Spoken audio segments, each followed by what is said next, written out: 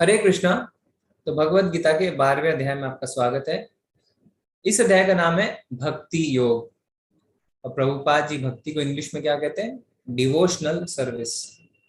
तो ऐसे तो पूरी भगवत गीता जो है वो भक्ति के बारे में ही है, पर यह अध्याय जो है वो बाकियों से उच्च है, सुपीरियर है। क्यों? क्योंकि हम इसमें देखेंगे कि भक्ति की क्या विधि है और किस तरीके से सारे योग जो हैं वो भक्ति की तरफ ही हमें लेके जाते हैं। और इस अध्याय में हम ये भी देखेंगे कि जो शुद्ध भक्त होते हैं उसके क्या लक्षण होते हैं। तो अध्याय शुरू करने से पहले हम श्लोक ऑफ द डे लेंगे। तो हमने पिछले क्लास में 11वें अध्याय का 54वां श्लोक 11.54 जो है उसे श्लोक ऑफ द डे कहा था। अगर आपने अभ्यास किया तो आप अपने हैंड रेस कर सकते हैं और पठन कर सकते हैं। हरे कृष्ण। हरे कृष्ण मित्तल माता जी। हरे कृष्ण प्रभु जी। जी माता जी। हाँ। भक्त्या त्वनन्यया शक्य अहम् एवं विधोर्जुन ज्ञातुं द्रष्टुं च तत्त्वेन प्रवेष्टुं च परन्तप। हरे कृष्ण। हरी बोल माता जी। आप जब पठन करते हैं तो बहुत ही अच्छा लगता है सुनने में। हरे कृष्ण। धन्यवाद। हरे कृष्ण। हरे कृष्णा शिवदीप प्रभु जी। हरे कृष्णा प्रभु जी, आप अनम्यूट कर लीजिए। हरे कृष्णा अनामिका माता जी। हरे कृष्णा प्रभु जी। जी माता जी। हरे कृष्णा प्रभु जी।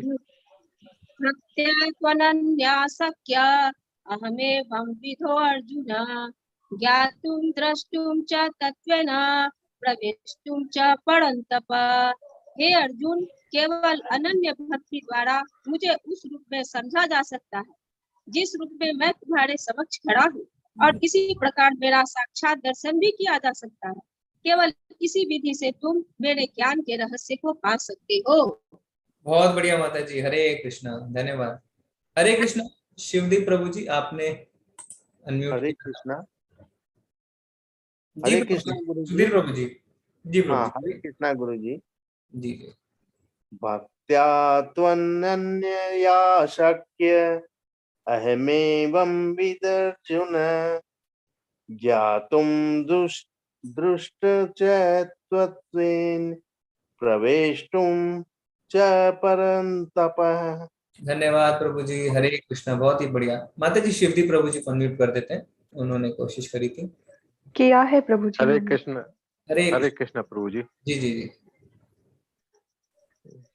भक्त्या त्वनन्या शक्यम् अहमे विदो अर्जुन ज्ञान्तु द्रष्टु च त्ववेन प्रवेष्टु च परन्तप। जी जी जी हरे प्रभु जी, कृष्ण प्रभु बहुत ही अच्छा प्रयास किया आपने। धन्यवाद प्रभु जी। हरे कृष्णा अजीत प्रभु जी।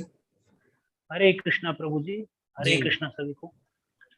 भक्तया त्वनन्या शक्य अहमेवं विधो अर्जुन ज्ञातुं द्रष्टुं च तत्त्वेन प्रवेष्टुं च परन्तप। बहुत बढ़िया हरे प्रभु जी। कृष्णा। हरे कृष्ण। हरे कृष्णा गगनजीत माता जी। हरे कृष्णा प्रभु जी। हरे कृष्णा माता जी। भक्त्या तमन्यया शक्ये अहमेवं विधुर्जन ज्ञातुं द्रष्टुं च तत्त्वेन परवेष्टुं च प्रनन्तप। जी हरे कृष्णा प्रभु जी। धन्यवाद माता जी। हरे कृष्णा। हरे कृष्णा राजेश प्रभु जी। हरे कृष्णा प्रभु जी। जी प्रभु जी। भक्त्वा त्वनन्यया शक्या अहमेवं विदु अर्जुन जातु दुष्टं च तत्त्वेन त्वेष्टु च परन्तप। जी जी जी जी। धन्यवाद प्रभु जी, आपने अच्छा प्रयास किया। अब हरे आखिरी कृष्ण। हम ले लेते हैं नरसिंह प्रभु जी का। हरे कृष्णा प्रभु जी। हरे कृष्ण प्रभु जी। भक्त्या त्वनन्या शक्य अहमेवं विधर्जुन ज्ञान्तु दृष्टं च तत्त्वेन प्रवेष्टुं च परन्तप। हरे कृष्ण। हरे कृष्णा प्रभु जी। बहुत बहुत धन्यवाद। बहुत ही अच्छा लगा। आप सब बहुत ज्यादा उत्साहित रहते हैं, है ना, श्लोका पठन के लिए। तो बहुत ही अच्छी बात है। कम से कम हम कुछ श्लोक सीख जाएंगे इन 18 दिनों में। तो हम आगे बढ़ते हैं। तो इस अध्याय का पहला श्लोक अर्जुन कहते हैं। अर्जुन क्या कहते हैं? अर्जुन वाचा एवं सतत युक्ता ये भक्ता स्वाम परुपासते ये चाप्य अक्षरम अव्यक्तम तेषाम के योग वित्तमः। अर्जुन ने पूछा, जो आपकी सेवा में सदैव तत्पर रहते हैं या जो अव्यक्त निर्विशेष ब्रह्म की पूजा करते हैं, इन दोनों में से किसे अधिक पुण्य या सिद्ध माना जाए। तो हम जानते हैं कि जो परम सत्य है, जो भगवान है, उन्हें अनुभव करने के 3 विधि हो सकती है। क्या? ब्रह्म एति, परमात्मा एति और भगवान एति। ब्रह्म एति यानी निराकार ब्रह्म के रूप में, जो आप अपने चित्र में देख सकते हैं। यहाँ पे कई लोग सोचते हैं कि भगवान जो है उनका कोई आकार नहीं है, वो निराकार है और वो ब्रह्म ज्योति है, जिसे कहते हैं ब्रह्म एति। फिर परमात्मा के रूप में यानी परमात्मेति, हमारे हृदय में भगवान का अनुभव हम कर सकते हैं परमात्मा के रूप में। और तीसरा जो उसके ऊपर है वो क्या है? साक्षात भगवान यानी भगवान इति, यानी भगवान का साकार रूप। तो अर्जुन भगवान से पूछते हैं कि हे भगवान, जो 3 जो है, जो निराकार ब्रह्म है और जो आपके साकार रूप की पूजा है, दोनों में से कौन सा अधिक पूर्ण या कौन सा अधिक सिद्ध माना जाए। तो अर्जुन जो है वो सबसे श्रेष्ठ विधि भगवान से पूछना चाहता है। ठीक है, कैसे आपसे हम जुड़ सकते हैं, वो भगवान से ये जानना चाहता है। क्योंकि कई जो होते हैं वो निराकारी होते हैं, वो भगवान को नहीं मानते। कई जो होते हैं वो भगवान की भक्ति में सेवा करते हैं, साकार रूप से भगवान की सेवा करते हैं। तो अर्जुन यहाँ पे ये कह रहा है कि निराकार ज्योति की पूजा की जाए या आपके श्याम सुंदर रूप का पूजन किया जाए। तो भगवान क्या कहेंगे, उससे पहले हम प्रभुपाद जी के कुछ शब्द देखेंगे। प्रभुपाद जी क्या कहते हैं? सामान्यतः अध्यात्मवादियों को 2 श्रेणियों में विभाजित किया जाता है। तो जो अध्यात्मवादी होते हैं, यानी जो अध्यात्म के रास्ते पे आगे बढ़ते हैं, जो आत्म साक्षात्कार के रास्ते पे आगे बढ़ते हैं, उनकी 2 श्रेणियां होती है, निर्विशेषवादी और सगुणवादी। तो नाम से हम जान सकते हैं, निर्विशेषवादी यानी जो भगवान के साकार रूप में विश्वास नहीं करते, और सगुणवादी जो कहते हैं नहीं, भगवान का साकार रूप है। सगुणवादी भक्त अपनी संपूर्ण शक्ति से परमेश्वर की सेवा करता है। निर्विशेषवादी भी कृष्ण की सेवा करता है, किंतु प्रत्यक्ष रूप से ना करके वह अप्रत्यक्ष ब्रह्म का ध्यान करता है। तो ऐसा नहीं है कि निर्विशेषवादी जो है वो भगवान की सेवा नहीं करते, वो भी भगवान की सेवा करते हैं, पर वो क्या सोचते हैं? वो सोचते हैं कि भगवान का कोई भी रूप नहीं है, भगवान सिर्फ एक ज्योति है, ब्रह्म ज्योति। इस अध्याय में हम देखेंगे कि परम सत्य की अनुभूति की विभिन्न विधियों में भक्ति योग सर्वोत्कृष्ट है। यदि कोई भगवान का सानिध्य चाहता है तो उसे भक्ति करनी चाहिए। तो यह अध्याय जब हम देखेंगे तो भगवान खुद हमें जवाब देंगे कि दोनों में से कौन सा सर्वश्रेष्ठ है। और हम ये भी जानेंगे कि अगर हमें भगवान की पूर्ण सानिध्य चाहिए, अगर हमें पूर्ण भगवान के आगे समर्पण करना है, तो किस चीज की आवश्यकता पड़ेगी? भगवान खुद बताएंगे, भक्ति की। जो लोग भक्ति के द्वारा परमेश्वर की प्रत्यक्ष सेवा करते हैं वह सगुणवादी कहलाते हैं। तो सगुणवादी कौन होते हैं? जो भगवान की प्रत्यक्ष सेवा करते हैं, है ना, जैसे भगवान का साकार रूप है उसकी सेवा। पर जो निर्विशेषवादी होते हैं वो क्या करते हैं? वो ध्यान लगाते हैं, क्योंकि उनके हिसाब से भगवान का कोई साकार रूप है ही नहीं। अगर भगवान का कोई रूप ही नहीं है तो भगवान की सेवा करने का तो प्रश्न ही नहीं उठता। जो लोग निर्विशेष ब्रह्म का ध्यान करते हैं वे निर्विशेषवादी कहलाते हैं। यहाँ पर अर्जुन पूछता है कि इन दोनों में से कौन श्रेष्ठ है। यद्यपि परम सत्य के साक्षात्कार के अनेक साधन हैं, किंतु उस अध्याय में कृष्ण भक्ति योग को सबसे श्रेष्ठ बताते हैं। तो ऐसा नहीं है कि जो निर्विशेषवादी होते हैं वो भगवान तक नहीं पहुंचते, वो भी पहुंचते हैं, पर उनमें क्या कमियां भगवान खुद बताएंगे। अब भगवान ये भी बताएंगे कि सबसे श्रेष्ठ कौन है? भक्ति योग है। तो यहाँ पे जो अर्जुन की जिज्ञासा है वो हमारे लिए बहुत ही ज्यादा महत्वपूर्ण है। क्यों? कई बार हम भी जो है कुछ बातें सुन लेते हैं और हम सोचते हैं हाँ भगवान का तो साकार रूप नहीं है। तो अर्जुन यहाँ पे पूछते हैं कि भगवान दोनों में से कौन सा श्रेष्ठ है। तो हम नहीं बता सकते अपनी बुद्धि से, भगवान ही इसे हमें बताएंगे। ठीक है, तो उससे पहले हम ये देखते हैं कि भक्ति योग जो हम कहते हैं नवदा भक्ति, हमने कई बार चर्चा करी है नवदा भक्ति। तो ये नवदा भक्ति होती क्या है, इसके 9 कौन से अलग अलग चरण है, अलग अलग मार्ग क्या है। तो हमने क्या कहा था? श्रवणम कीर्तनम स्मरणम, ये तो आप अभी तक जान गए होंगे। उसके आगे क्या है? पाद सेवनम अर्चनम वंदनम दास्यम शाख्यम आत्मनिवेदनम। तो ये अलग अलग जो मार्ग है ये क्या है? श्रवणम यानी भगवान के बारे में सुनना। और ये जो नवदा भक्ति है इसका जिक्र कहाँ आता है? इसका जिक्र आता है श्रीमद् भागवतम में 7वें अध्याय 7वें कैंटो के यानी 7वें स्कंद के 5वें अध्याय में। श्रवणम यानी भगवान के बारे में सुनना।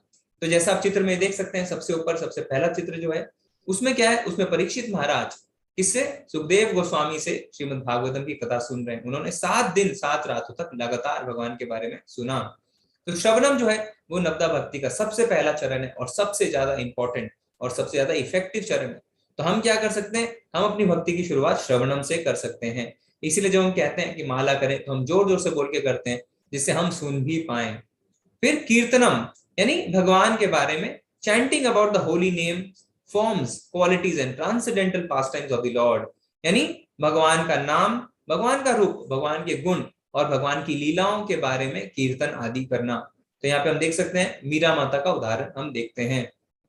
फिर क्या है स्मरणम, स्मरणम यानी भगवान को याद करना। तो जब हम चैंटिंग करते हैं तो वो भगवान को याद करने जैसा ही होता है, और जितना भगवान के बारे में पढ़ते हैं उतना ज्यादा भगवान को याद भी कर पाते हैं। तो यहाँ पे उदाहरण किसका है, हरिदास ठाकुर का, जिनको नामाचार्य भी कहा जाता है, क्योंकि दिन में वो कितनी माला करते थे, 192, 192 माला वो एक दिन में करते थे। 3 लाख से ज्यादा भगवान के नाम वो एक दिन में लेते थे।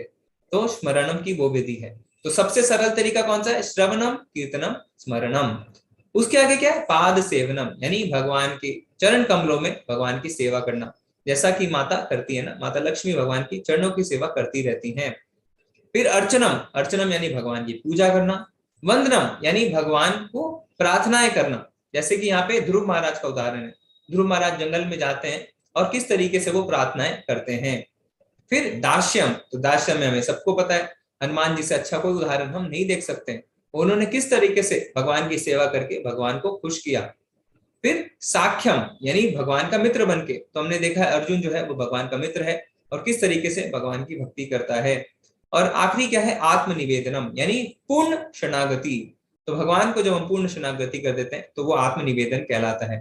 तो आप इसे देख सकते हैं और इसे आप चाहे तो याद भी कर सकते हैं। नवदा भक्ति श्रवणम कीर्तनम स्मरणम पाद सेवनम अर्चनम वंदनम दास्यम साख्यम आत्मनिवेदनम। तो ये क्यों हमने पढ़ा, ये हमने इसलिए पढ़ा क्योंकि जो सगुणवादी होते हैं, जो भगवान के साकार रूप को मानते हैं, वो इन अलग अलग विधियों से भगवान से जुड़ सकते हैं। तो या तो वो श्रवण करके जुड़ सकते हैं, कीर्तन करके जुड़ सकते हैं, स्मरण करके जुड़ सकते हैं, पाद सेवनम करके जुड़ सकते हैं, अर्चनम वंदनम करके जुड़ सकते हैं, दास्य साख्य रूप में भी जुड़ सकते हैं और आत्मनिवेदन के तरीके से भी जुड़ सकते हैं। और ऐसा नहीं है कि आपको सिर्फ एक ही मार्ग चुनना है, आप एक से ज्यादा 9 के 9 या सिर्फ एक, आप किसी तरीके से भी कर सकते हैं। जैसे अमरीश महाराज थे, उन्होंने पूरी तरीके से नवदा भक्ति को अपने जीवन में अपना लिया था। ठीक है, तो अब अर्जुन के जो प्रश्न थे उसके लिए भगवान क्या उत्तर देते हैं, हम पढ़ते हैं। श्री भगवान उवाचा मय्या वैश मनो ये माम नित्य युक्ता उपासते श्रद्धया पर्योपेतास्ते में युक्त तमः मता। श्री भगवान ने कहा, जो लोग अपने मन को मेरे साकार रूप में एकाग्र करते हैं और अत्यंत श्रद्धा पूर्वक मेरी पूजा करने में सदैव लगे रहते हैं, वह मेरे द्वारा परम सिद्ध माने जाते हैं। तो भगवान ने यहाँ पे अर्जुन के सवाल का साफ साफ उत्तर दे दिया। तो अर्जुन ने क्या सवाल पूछा था कि निर्विशेषवादी और साकारवादी जो होते हैं या सगुणवादी जो होते हैं, उनमें से कौन श्रेष्ठ है। तो भगवान ने क्या उत्तर दिया, भगवान ने कहा कि जो श्रद्धा पूर्वक मेरी पूजा में सदैव लगे रहते हैं वो मेरे द्वारा परम सिद्ध माने जाते हैं। ठीक है, तो यानी जो निराकार का जो मार्ग है उसमें क्या होता है, उसमें लोग ज्ञान के रास्ते को चुनते हैं, वो भक्ति नहीं करते हैं, वो अपने मस्तिष्क को, अपने दिमाग को इस्तेमाल करते हैं, अपनी बुद्धि को इस्तेमाल करते हैं। पर भगवान क्या कहते हैं 7वें अध्याय में, बहु नाम जन्म नामन्ते ज्ञानवान माम प्रपद्यते। तो यानी बहुत सारे जन्म लग जाते हैं ऐसे व्यक्ति को, क्योंकि ज्ञान के मार्ग से अगर हम भगवान को प्राप्त करना चाहें तो बहुत जन्म लग जाएंगे। ब्रह्म संहिता में भी ब्रह्मा जी कहते हैं क्या कि अगर हम वेदों को पढ़ के ज्ञान मार्ग से भगवान को प्राप्त करना चाहें तो वायु के अगर वेग से भी हम आगे बढ़े तो क्या होगा, तो हमें बहुत सारे जन्म लग जाएंगे, करोड़ों करोड़ों जन्म लग जाएंगे।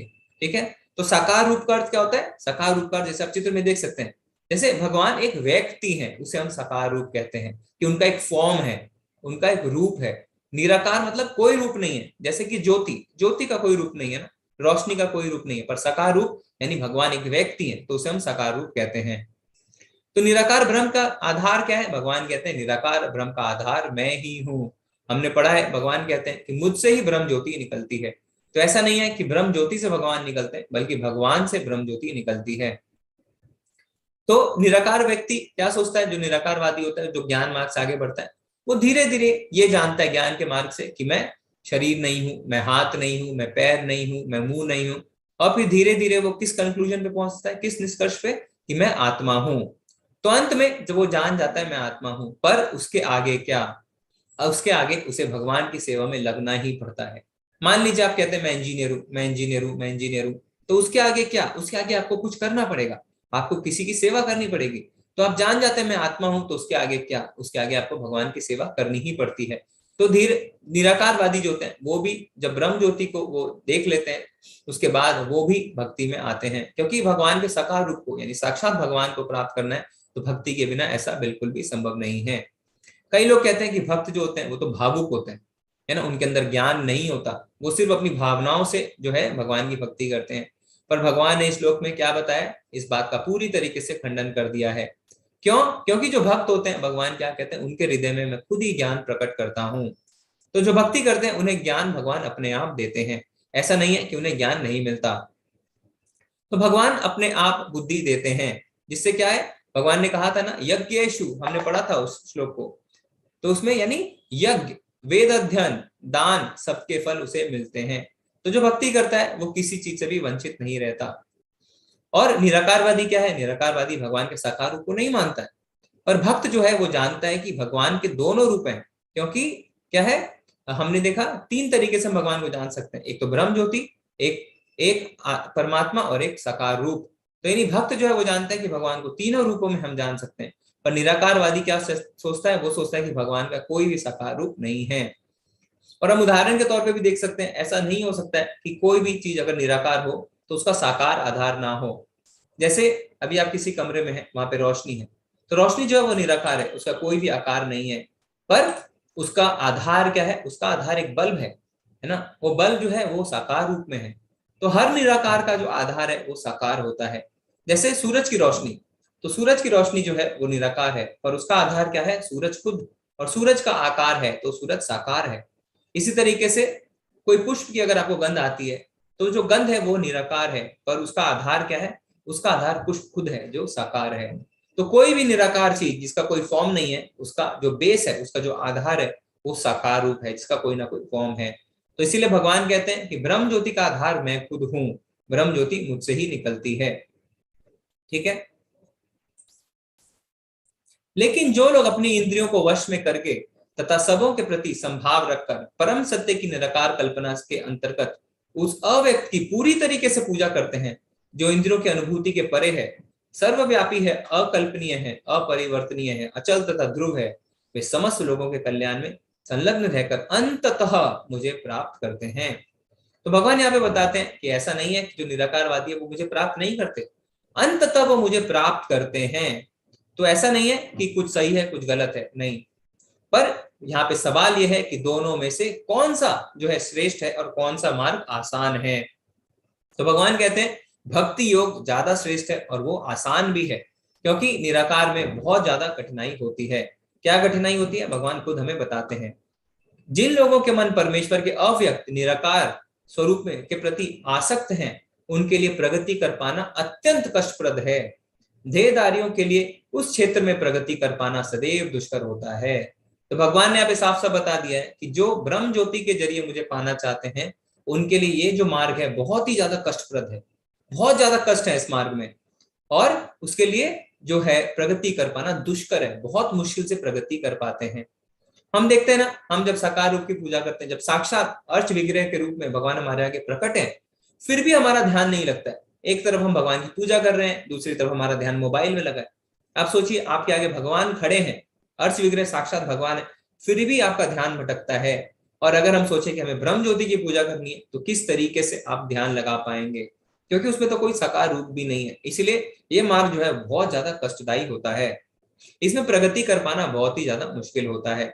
इसीलिए भगवान क्या कहते हैं कि जो देहधारियों के लिए, तो बाकी जीवों को भी इसका लाभ होता है। जैसे भक्ति जब हम करते हैं तो क्या करते हैं, भगवान का नाम लेते हैं, मंत्र जप करते हैं, जोर जोर से करते हैं, तो क्या होता है, बाकी जीवों को भी इसका लाभ होता है, देहधारियों को इसका लाभ होता है। कैसे? अगर कोई कीड़ा मकोड़ा है ना, जो सुन रहा है भगवान का नाम, उसे भी लाभ होगा। अगर आप भगवान की भक्ति कर रहे हैं, आप भगवान को फल और पुष्प जो अर्पित करते हैं, तो जिस पेड़ से आप उस फल को लेके आएंगे, या जिस पेड़ का वो फल है, जिस पेड़ से आप उस फूल को तोड़ेंगे, उसका भी उद्धार होता है, क्योंकि उसके पुष्प को और उसके फल को अपने भगवान की सेवा में लगाया है। तो मनुष्य जो है वो ध्यान कर सकता है, पर बाकी जो देहधारी है वो तो ध्यान भी नहीं कर सकते, तो वो कैसे आगे बढ़ेंगे। इसीलिए भक्ति का जो रास्ता है वो बहुत ही ज्यादा सर्वश्रेष्ठ माना गया है, और इसके लिए सबसे ज्यादा आवश्यक क्या है, एसोसिएशन। तो जब भक्तों का संग रहेगा तो हम भगवान की भक्ति अच्छे से कर पाएंगे। ठीक है। तो भगवान अब कैसे अपने भक्तों का उद्धार करते हैं हमें भगवान यहाँ पे बताते हैं। क्या बताते हैं? ये तु सर्वाणि कर्माणि मयि सन्न्यस्य मत्परः अनन्येनैव योगेन मां ध्यायन्तु उपासते तेषाम् अहं समुद्धर्ता मृत्यु संसार सागरात् भवामि न चिरात् पार्थ मय्यावेशित चेतसाम्। जो अपने सारे कार्यों को मुझ में अर्पित करके तथा अविचलित भाव से मेरी भक्ति करते हुए मेरी पूजा करते हैं और अपने चित्तों में मुझ पर स्थित करके निरंतर मेरा ध्यान करते हैं, उनके लिए हे पार्थ मैं जन्म मृत्यु के सागर से शीघ्र उद्धार करने वाला हूँ। तो भगवान ने यहाँ पे बताया कि कैसे वो अपने भक्तों का उद्धार करते हैं। तो भक्त कौन होता है? भक्त वो होता है जो हमेशा भगवान के चिंतन में लगा रहता है। उससे क्या करते हैं भगवान? मृत्यु संसार के सागर से उसका उद्धार कर देते हैं और इसके लिए वो खुद आते हैं। आप देख सकते हैं चित्र में कि किस तरीके से भक्त जो कि भव सागर में फंसा हुआ है उससे निकालने के लिए भगवान खुद आते हैं और क्या कहते हैं भगवान? मैं बिना विलंब के आता हूं, मैं इसमें देरी नहीं करता। तो मान लीजिए कोई समुद्र के बीचों बीच फंसा है, वो कितना ही अच्छा क्यों ना तैराक हो, पर क्या वो अपनी शक्ति से उससे निकल सकता है? वो नहीं निकल सकता। उसे एक नौके की आवश्यकता जरूर पड़ेगी। इसी तरीके से हम जिस भव सागर में पड़े हैं, हम अपने दम पे इससे कभी भी बाहर नहीं आ सकते, क्योंकि माया ने हमने इतनी बुरी तरीके से घेर रखा है कि हम उसे कभी भी पार नहीं कर सकते। और माया कमजोर नहीं है, क्योंकि वो भगवान की ही शक्ति है। पर जब हम भगवान की शरण में चले जाते हैं तो भगवान खुद हमारा उद्धार करने आते हैं, क्योंकि माया भगवान की अध्यक्षता में काम करती है। तो जब भगवान की शरण में जाते हैं तो भगवान क्या कहते हैं माया देवी को? नहीं, ये मेरा भक्त है, मैं इनका उद्धार करने के लिए आया, इसलिए आप इन्हें परेशान ना करें। और जो निराकारवादी होते हैं वो तो साकार रूप में विश्वास ही नहीं करते, तो उनके लिए बहुत ज्यादा ये मार्ग जो है वो कठिन हो जाता है। और भगवान क्या कहते हैं 4थे अध्याय में? ये यथा माम प्रपद्यन्ते थामस्ते भजामयम, यानी जो जिस भाव से मेरा ध्यान करता है मैं उसी भाव से उसके साथ आदान प्रदान करता हूँ। तो निराकारवादी जो है वो क्या? वो ब्रह्म ज्योति में ही घूमता रहता है, क्योंकि वो भगवान के साकार रूप को नहीं मानता, तो वो ब्रह्म ज्योति में ही घूमता रहता है ना। हो सकता है वो ब्रह्म ज्योति में लीन हो, पर वहां से उसका पतन दोबारा हो जाता है, क्योंकि लीन होने के बाद उसके पास करने के लिए कुछ भी नहीं रहता। तो मान लीजिए आपको एक कमरे में बंद कर दिया जाए और कहें आप मोक्ष आपको मिल चुका है, तो क्या आप करेंगे उस रूम में? अगर आप कुछ भी नहीं करेंगे तो जीव आत्मा क्या है? धीरे धीरे व्याकुल हो उठेगी और फिर से जन्म मृत्यु के चक्कर में फंस जाएंगे। पर अगर आप भगवान के साकार रूप की सेवा करेंगे तो भगवान के धाम जाने के बाद आप फिर भी उनकी सेवा करते रहेंगे और आपका जो पतन है वो कभी भी नहीं होगा। तो यहाँ पे नास्तिकों का क्या होता है? क्योंकि देखिए मृत्यु जो है वो तो सबकी होती है, सबके जीवन में दुख आते हैं, है ना। ऐसा नहीं है कि भक्त के जीवन में दुख नहीं आते, पर भक्त का हाथ भगवान खुद पकड़ लेते हैं। और नास्तिकों का क्या होता है? उनके लिए यमराज आते हैं। तो हम देखते हैं कि जब कोई मरता है तो लाखों बिच्छों के काटने जितना दर्द होता है, पर जब कोई भक्त मरता है तो भगवान उसे खुद लेने आते हैं और उसके लिए वो मार्ग जो है बिल्कुल भी कष्टदायी नहीं रहता। कैसे हम समझ सकते हैं इसको? उदाहरण से, जैसे एक बिल्ली है ना, बिल्ली क्या करती है? वो चूहे को भी अपने दांत से पकड़ती है, अपने बच्चे को भी अपने दांत से पकड़ती है, पर जब वो चूहे को पकड़ती है उसे जितना दर्द होता है, वो जब अपने बच्चे को पकड़ती है उसके बच्चे को उतना दर्द नहीं होता। इसी तरीके से जब मृत्यु एक भक्त के जीवन में आता है तो उसे उतना दर्द नहीं होता, पर एक नास्तिक के जीवन में जब मृत्यु आती है तो उसे बहुत दर्द का अनुभव होता है। ठीक है, तो भगवान क्या कहते हैं? भगवान कहते हैं कि अगर तुम मेरी भक्ति करोगे और मेरे भक्त को प्राप्त करोगे तो मैं जरूर तुम्हारा भवसागर से तुम्हें निकाल दूंगा। तो जैसे प्रभुपाद जी इस श्लोक के तात्पर्य में बहुत ही सुंदर उदाहरण देते हैं कि एक मछली जो होती है वो क्या करती है? वो अपने अंडे को देखकर उसका ध्यान करती है ना, उसको देखती है। चिड़िया कैसे करती है? चिड़िया उसे स्पर्श करके उसका ध्यान रखती है। पर कछुआ क्या करता है? कछुआ रेत में अपने अंडे को देख के चला जाता है। वो फिर कहाँ चला जाता है? समुद्र में या नदी में चला जाता है। वो ध्यान करके अपने अंडों को जो है अंडों का ध्यान करता है। तो वो ना उसे स्पर्श करता है ना उसे देख पाता है, वो सिर्फ उसका ध्यान करता है। इसी तरीके से भक्त जो है वो किसी भी अवस्था में क्यों ना हो, वो हमेशा भगवान का ध्यान करते हैं। तो हो सकता है भगवान यहाँ पे ना हो, भगवान अपने धाम में हो, फिर भी वो भगवान का हमेशा ध्यान करता है। जिस तरीके से वो कछुआ नदी में रहते हुए भी रेत पे दिए हुए अपने अंडों का हमेशा ध्यान करता है। तो हमें क्या करना है? हमें अपनी सारी इंद्रियों को भगवान की सेवा में लगाना है, जिससे क्या हो? जिससे हम भगवान की शुद्ध भक्ति प्राप्त कर सकें। ठीक है, अब यहाँ पे क्या है? अब हमें भगवान भक्ति के अलग अलग स्तर के बारे में बताएंगे, तो आप बहुत ही ध्यान से सुनिएगा। तो सबसे पहले भगवान हमें अनन्य भक्ति के बारे में बताते हैं। अनन्य शब्द का अर्थ कोई बता सकता है? हमने इसे 2-3 बार डिस्कस किया है। अनन्य शब्द का अर्थ क्या होता है? इसे अनन्य भक्ति क्यों कहते हैं? हरे कृष्णा गगनजीत माता जी। हरे कृष्णा प्रभु जी। जी माता जी। इसका मतलब ये है कि अन्य और कोई भक्ति नहीं, सिर्फ कृष्णा जी की ही भक्ति ही। जी जी जी, धन्यवाद माता जी। हरे कृष्णा प्रभु जी। हरे कृष्ण प्रभु जी। अनन्य मतलब जो ना अन्य, सो किसी और की ना करते हुए सिर्फ श्री कृष्ण भगवान ही सर्व कुछ हैं, ये मानते हुए दृढ़ता से और गंभीरता से श्री कृष्ण भगवान को ही मानना और अपने पद से ना भटकना, इसे अनन्यता कहते हैं। बहुत ही सुंदर समझाया आप दोनों ने, धन्यवाद। हरे कृष्ण। हरे कृष्णा। जी प्रभु जी। अनन्य से मतलब लगातार हमेशा प्रति क्षण भगवान की सेवा में लगे रहना। जी जी जी जी, धन्यवाद एक प्रभु क्षण भी, जी। एक क्षण। जी प्रभु जी। तो धन्य यानी अनन्य, यानी अन्य और कोई नहीं। चैट में भी निधि माता जी कह रहे हैं अन्य कोई नहीं, अनन्य। तो अनन्य भक्ति के लिए भगवान क्या कहते हैं? मयि एव मन आदस्त्व मयि बुद्धिं निवेशय निवसिष्यसि मय्येव अत ऊर्ध्वं न संशयः। मुझ भगवान में अपने चित्त को स्थिर करो और अपनी सारी बुद्धि मुझ में लगाओ। इस प्रकार तुम निसंदेह मुझ में सदैव वास करोगे। तो भगवान क्या कहते हैं?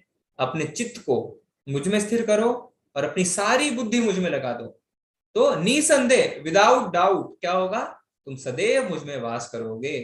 तो ये भक्ति का सबसे उच्च स्तर है, इसीलिए इसे कहते हैं अनन्य भक्ति। ठीक है।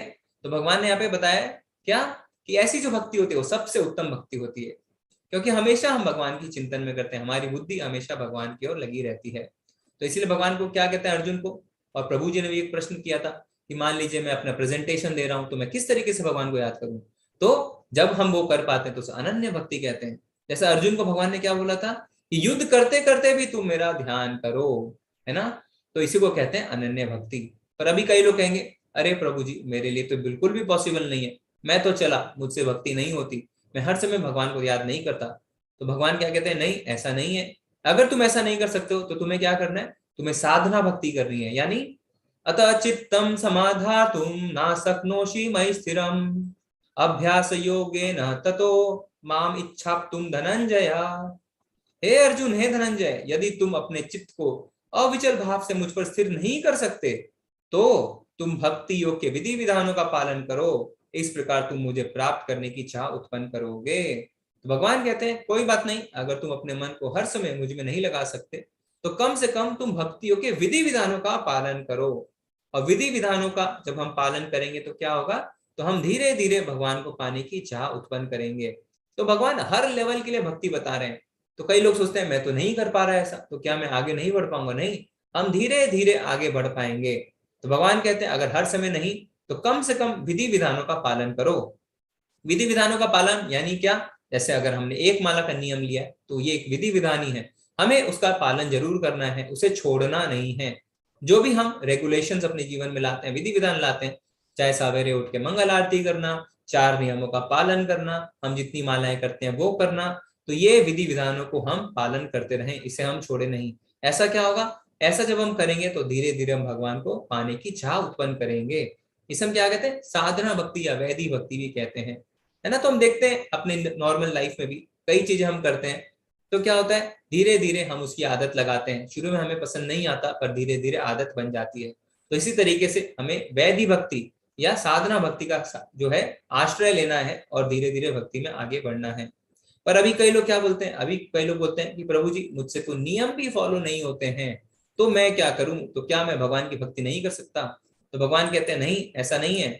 अगर तुमसे नियम भी फॉलो नहीं होते, तुम नियमों का पालन भी नहीं कर सकते, तो तुम कम से कम निष्काम कर्म योग करो। यानी यदि तुम भक्ति योग के विधि विधानों का भी अभ्यास नहीं कर सकते तो मेरे लिए कर्म करने का प्रयत्न करो, क्योंकि मेरे लिए कर्म करने से तुम पूर्ण अवस्था यानी सिद्धि को प्राप्त होगे। तो भगवान कहते हैं तुम मेरे लिए कर्म कर लो। अगर तुम विधि विधानों का पालन नहीं कर सकते तो मेरे लिए कर्म कर लो, क्योंकि कई लोग क्या है अपनी आदतों से इतने ज्यादा परेशान है, वो सुबह उठ ही नहीं सकते, है ना? वो इतना उनका व्याकुल है कि वो एक माला के लिए 6-7 मिनट एक जगह पे बैठ भी नहीं सकते। तो भगवान कहते हैं कि तुम मेरे लिए प्रयत्न करो, मेरे लिए कर्म करो। तो अब इस चित्र में देख सकते हैं किस तरीके से एक व्यक्ति जो है मंदिर बनाने में सहायता कर रहा है। तो हम कैसे कर सकते हैं? हम भी मंदिर बनाने में डोनेशन दे सकते हैं ना, हम भक्तों को भोजन करा सकते हैं, मंदिर में जाके हम कुछ सेवा ले सकते हैं। तो अगर हम ऐसा करेंगे तो हम भगवान के लिए कार्य करेंगे। इससे क्या होगा? इससे भगवान की हमें कृपा मिलेगी और फिर धीरे धीरे हम विधि विधानों को पालन करने के लिए तैयार हो पाएंगे। ठीक है, इसलिए भगवान हमें 9वें अध्याय में भी क्या कहते हैं, यत् करोसि यत् स्नासि यत् जुहोषि ददासि यत् तपस्यसि कौन्तेय तत्पुरुषं मदर्पणम्। हे कुंती पुत्र, तुम जो कुछ करते हो, जो कुछ खाते हो, जो कुछ अर्पित करते हो या दान देते हो, और जो भी तपस्या करते हो उसे मुझे अर्पित करके हुए करो। तो भगवान इसीलिए कहते हैं क्या, तुम जो कुछ भी करते हो मुझे अर्पण करो। ठीक है, अगर हम कुछ खाते हैं यानी अगर हम कुछ भोजन कर रहे हैं तो पहले भगवान को भोग लगाना चाहिए। अगर हम कुछ दान देते हैं, कुछ डोनेशन देते हैं, तो हमें भगवान के मंदिर में वैष्णवों को डोनेशन देना चाहिए, भगवान के मंदिर निर्माण में डोनेशन देना चाहिए, भगवान की नित्य सेवा में डोनेशन देना चाहिए। अगर हम कुछ तपस्या करते हैं तो जैसे कि सवेरे उठना है, मालाएं करनी है, तो ये तपस्या ही है, तो भगवान कहते हैं इसे भी मुझे अर्पित करो। पर अब कई लोग क्या कहते हैं, कई लोग कहते हैं नहीं, हमसे तो ये भी नहीं होता है, हम भगवान के लिए कार्य नहीं कर सकते। क्यों? हो सकता है कि हमें फाइनेंशियल प्रॉब्लम हो, हम डोनेशन नहीं दे सकते, हो सकता है हम सेवा करने के लिए समय नहीं निकाल सकते। तो भगवान क्या कहते हैं, कोई बात नहीं, अगर तुम वो नहीं कर सकते तो कम से कम एक काम करो। क्या करो? अतेतदप्य सक्तोषि कर्तुम मद्योगमाश्रितः सर्व कर्म फल त्यागम तथा कुरु यतात्मवान। अगर हालांकि आप इस चेतना में काम करने में असमर्थ हैं तो अपने काम के सभी परिणामों को त्याग देने की कोशिश करें और आत्मस्थित होने की कोशिश करें। यानी आप जो सकाम कर्म कर रहे हैं उसके फलों को त्याग देने की कोशिश करें। यानी आप ऐसा ना सोचें कि इसके फल को हम भोगें। तो मेरे लिए अगर कर्म नहीं हो पा रहे हैं तो कम से कम एक काम करें, जो भी आप कर्म कर रहे हैं उनके फलों से आप आसक्त ना हो। ठीक है, तो जैसे कई लोग क्या है, पैसा, ऐश्वर्य, है ना, मेरी तारीफ हो जाए, मेरा यश बढ़ जाए, इन सब से निरासक्त हो जाओ, इन सब से आसक्त ना रहो कि मुझे पैसा मिले, मुझे यश, कीर्ति, मान, सम्मान, ऐश्वर्य मिले। नहीं, इन सब से आसक्त होना नहीं चाहिए, इन सब से निरासक्त हो जाना चाहिए। तो आप देख सकते हैं उदाहरण के लिए यहाँ पे नंद उत्सव है, वहां पे जो नंद बाबा हैं वो क्या कर रहे हैं, आभूषणों को, वस्त्रों को दान दे रहे हैं और बिना आसक्ति के वो दान दे रहे हैं, बिना आसक्त हुए दान दे रहे हैं, क्योंकि वो बहुत ज्यादा प्रसन्न है, उनके घर में भगवान का जन्म हुआ है।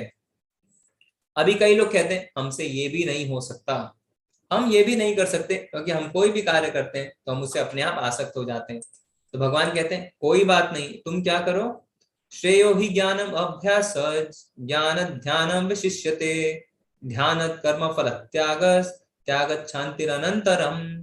यदि आप इस अभ्यास में भी नहीं जा सकते तो आपने आपको ज्ञान में संलग्न करो।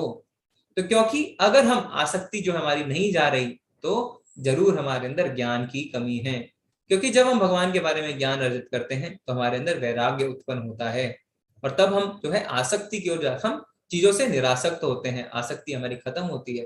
पर अगर हम आसक्त हैं अभी भी तो यानी हमारे अंदर ज्ञान की कमी है। तो इसीलिए भगवान क्या कहते हैं, तो तुम ज्ञान को अर्जित करो। और ज्ञान बहुत ज्यादा जरूरी है, किस लिए? जैसे कि कोई गीली लकड़ी होती है, क्या आप गीली लकड़ी को जला सकते हैं? आप उसे नहीं जला सकते। इसी तरीके से जब तक हम ज्ञान अर्जित नहीं करेंगे तो हम सूखेंगे नहीं, हम गीले हैं, और जब तक हम सूखेंगे नहीं तब तक क्या हमारे अंदर वैराग्य नहीं आएगा और हम चीजों से आसक्त बने रहेंगे। पर आगे भगवान क्या बोलते हैं, ज्ञान से बेहतर हालांकि ध्यान है।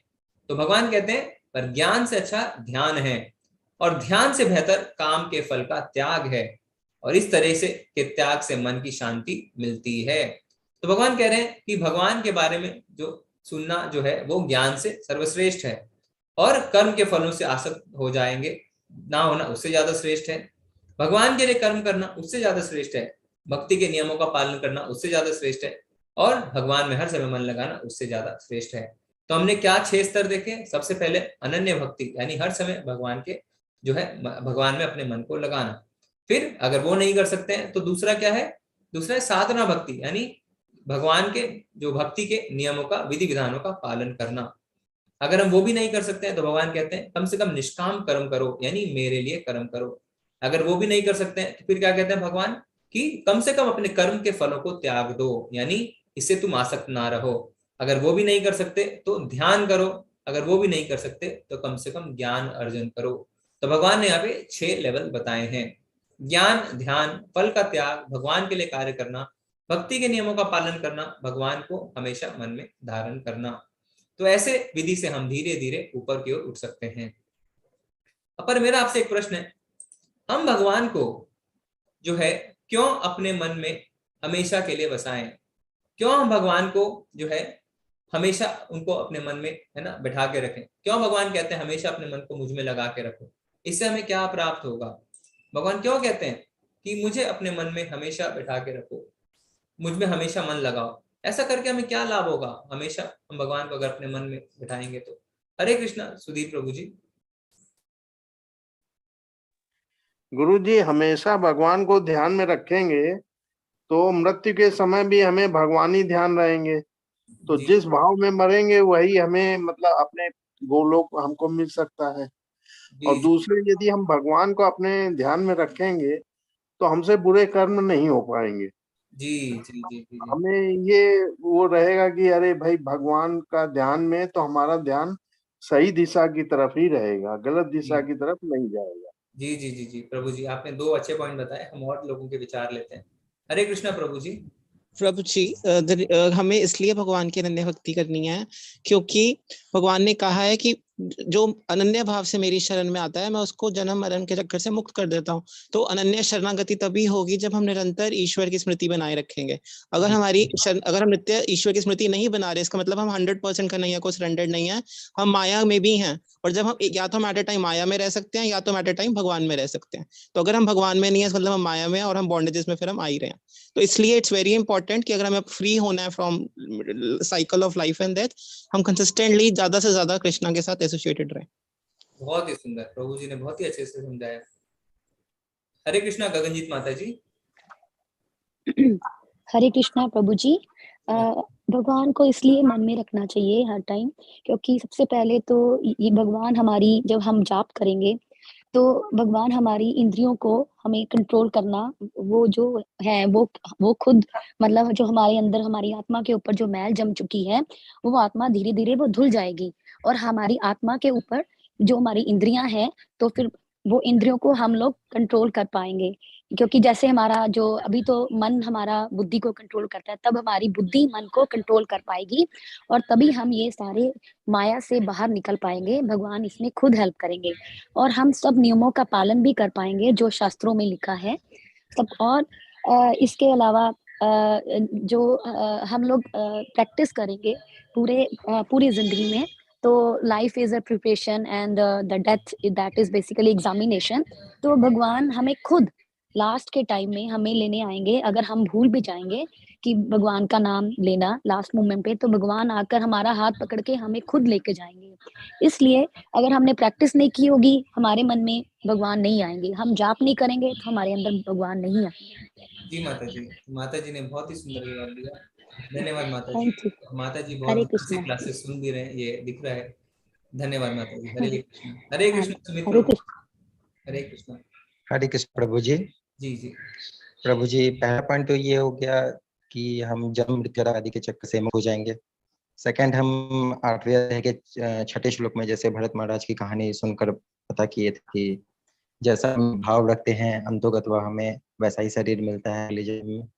तो हम भगवान का स्मरण करके भगवत धाम को प्राप्त हो सकते हैं। दोबारा इस लोक आने का संभावना कम रहता है।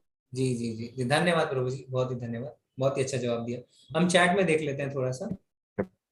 प्रभु जी आपकी आवाज। हरे कृष्णा प्रभु जी। जी जी जी हम चैट में देखते हैं प्रभु जी एक बार, है ना।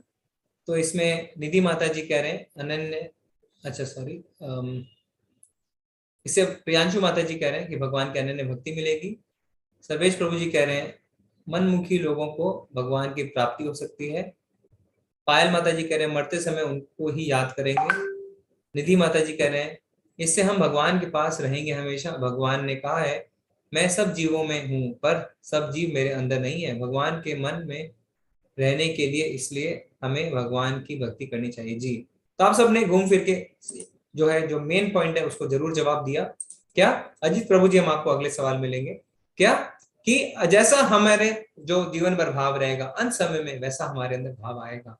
तो यानी जब शरीर को त्यागेंगे तो हम भगवान के बारे में सोच पाएंगे।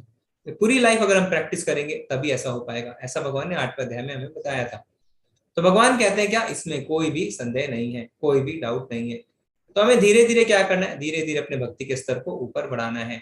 और इसकी शुरुआत कैसे है? इसकी शुरुआत एक माला से है, जो प्राय आप सबने शुरू कर दी होगी। और आपने अगर नहीं करी है तो आप एक माला शुरू कर सकते हैं, ठीक है। तो जो भगवान ने क्या बताया कि निराकार जो है वो बहुत ही ज्यादा कठिन है।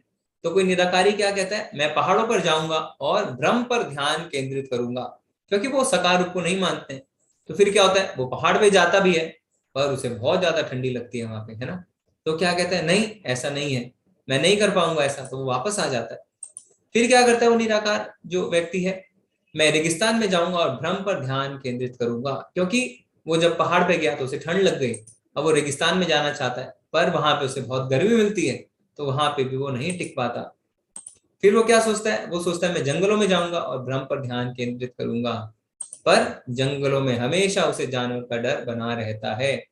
तो इस तरीके से पहाड़ों पे, रेगिस्तान पे, जंगल में वो कहीं भी जाता है पर भगवान पे ध्यान नहीं लगा पाता, क्योंकि जो निराकारवादी होते हैं वो भगवान को ध्यान के द्वारा प्राप्त करना चाहते हैं। तो अंत में क्या होता है, अंत में वो सोचता है मैं इस कलयुग में क्या कर सकता हूँ। तो फिर उसे क्या पता चलता है, हरेर नाम हरेर नाम हरेर नाम केवलम कलो नास्तव्य नास्तव्य नास्तव्य गतिरन्य था।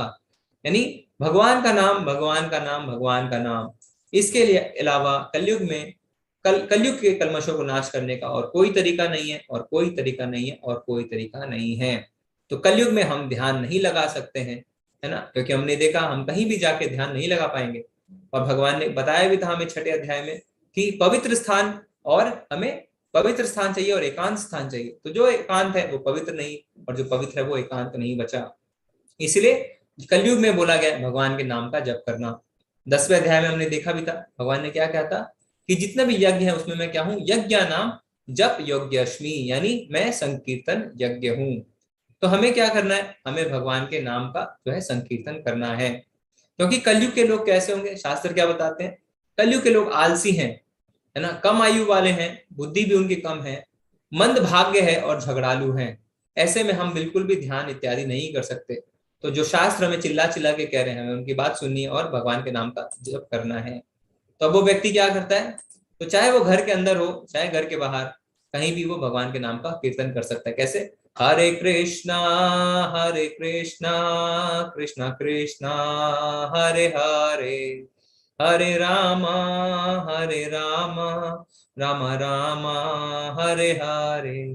तो इस तरीके से जब वो कीर्तन करता है तो ना उसे पहाड़ पे जाने की आवश्यकता है, ना ही रेगिस्तान में, और ना ही जंगल में, क्योंकि भगवान का नाम का कीर्तन हम कहीं भी कर सकते हैं। इसमें भगवान खुद कहते हैं चैतन्य महाप्रभु, क्या, तत्रार्पिता नियमिता स्मरणे न काला, यानी भगवान के नाम को जप करने के लिए देश काल आदि का कोई भी नियम नहीं है। हम भगवान का नाम बहुत ही आसानी से जप कर सकते हैं। और भक्ति क्या है, सुसुखम कर्तुम अव्ययम, मतलब बहुत ही सुखपूर्वक जो है संपन्न की जाती है।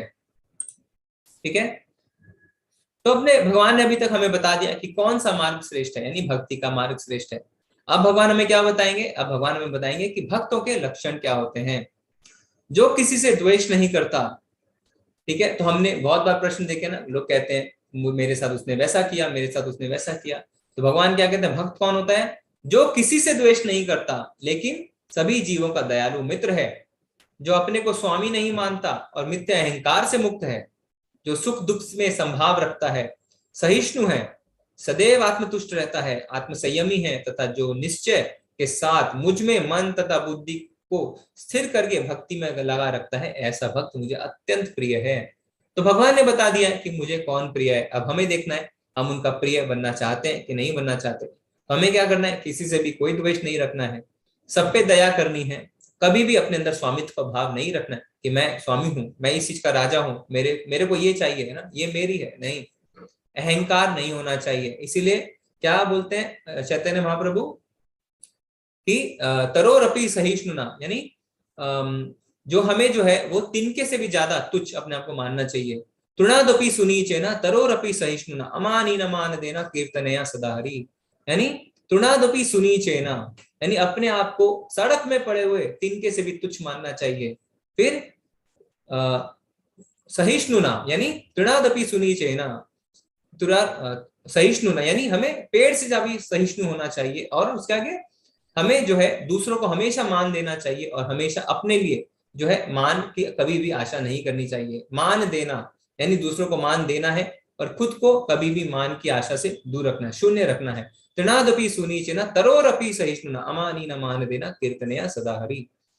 फिर क्या कहते हैं भगवान आगे, जो सुख दुख में संभाव रखता है, सहिष्णु है, सदैव आत्मतुष्ट है, आत्म संयमी है और निश्चय के साथ मुझ में मन लगा के रखता है। तो ऐसा नहीं कि किसी दिन हम सवेरे उठे, किसी दिन हम नहीं उठे, ठंड है तो हम रजाई में सो रखे, गर्मी है तो हमने उठ के भगवान की माला कर ली, नहीं, हमें जो है पूरी स्थिरता के साथ भगवान में अपने बुद्धि को और अपने मन को लगाना है। तो यहाँ पे हम उदाहरण देख सकते हैं सुदामा जी का ना। सुदामा जी भगवान के मित्र थे, सोचिए साक्षात भगवान के मित्र, पर उनके अंदर बिल्कुल भी अहंकार नहीं था। अभी हम क्या, अभी हमारा कोई मित्र का मित्र भी किसी कोई ऊंची पोजीशन पे है तो हम उसका भी अहंकार कर बैठते हैं, भले ही वो व्यक्ति हमें ना भी जानता हो, पर हम कहते हैं हाँ पता है मेरे फैमिली में उसके जीजा के, उसके साले के, उसका मित्र जो है IAS ऑफिसर है, और हमें उसका अहंकार होता है। पर सुदामा जी के मित्र कौन थे? साक्षात भगवान, पर उन्हें उसका भी अहंकार नहीं था। वो कभी भी खुद को स्वामी नहीं मानते थे, सुख दुख में वो हमेशा संभाव भी रखते थे, और कुछ ही घरों पे वो भिक्षा मांगने जाते थे। अगर उन्हें भिक्षा मिली तो ठीक, नहीं तो वो समय व्यर्थ नहीं करके लौट आते थे और फिर भगवान की भक्ति हमेशा करने लगते थे। तो कभी उन्हें खाना मिलता था और कभी वो भूखे पेट ही सो जाते थे। और हमें जानते भी हैं कि उनका परिवार भी बड़ा था, काफी बच्चे थे, पर लालच बिल्कुल भी नहीं था उन्हें। तो क्या थे? वो आत्म तुष्ट थे और दुखी नहीं थे, फिर भी क्या था? आत्म संयमी थे। तो भगवान से कभी भी उन्होंने कुछ भी नहीं मांगा।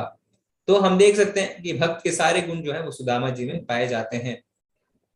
तो उनकी पत्नी ने उनसे एक बार कहा था कि तुम जाओ और भगवान से कुछ मांगो, क्योंकि हमारी हालत बहुत ज्यादा खराब है, हमारे पास खाने के लिए भी कुछ नहीं है। पर फिर भी वो नहीं जाना चाहते थे, ठीक है ना। पर वहां पे फिर क्या होता है, सुदामा जी बाद में अपनी पत्नी के कहने पे जाते हैं, और जाते हैं पर कुछ मांग नहीं पाते, उल्टा वो अपने साथ कुछ चावल लेके जाते हैं ना अपने गमछे में। तो आप, मेरा एक प्रश्न है आप सबसे, आप हैंड रेज करके बता सकते हैं। तो हमने देखा था कि भगवान के पास 4 प्रकार के लोग पहुंचते हैं, आर्त, अर्थार्थी, ज्ञानी और जिज्ञासु। आर्त यानी जिसे बहुत दुख है, अर्थार्थी जो भगवान से कुछ भौतिक इच्छा चाहता है, ज्ञानी जिसे पता चल चुका है कि भगवान जो है वो परम सत्य है, और जिज्ञासु जो भगवान के बारे में जानना चाहता है। तो यहाँ पे सुदामा जो भगवान के पास पहुंचे, तो वो कौन सी कैटेगरी में आते हैं आपको बताना चाहता है? तो हैंड रेज कर सकते हैं आप, या आप चैट में भी लिख सकते हैं। आदित्य प्रभु जी कह रहे हैं ज्ञानी। रोहित प्रभु जी आप बताना चाहते हैं? हरे कृष्ण। हरे कृष्ण प्रभु जी। सुदामा जी ज्ञानी थे, ज्ञानी जान थे, चुके थे जी। ठीक है, ओके। सर्वेश प्रभु जी कह रहे हैं अर्थार्थी। नरसिंह प्रभु जी भी अर्थार्थी कह रहे हैं। गगनजीत माता जी कह रहे हैं ज्ञानी। सुमित प्रभु जी कह रहे हैं आर्थ। सुजाता माता जी कह रहे हैं अर्थार्थी। उमा माता जी कह रहे हैं ज्ञानी।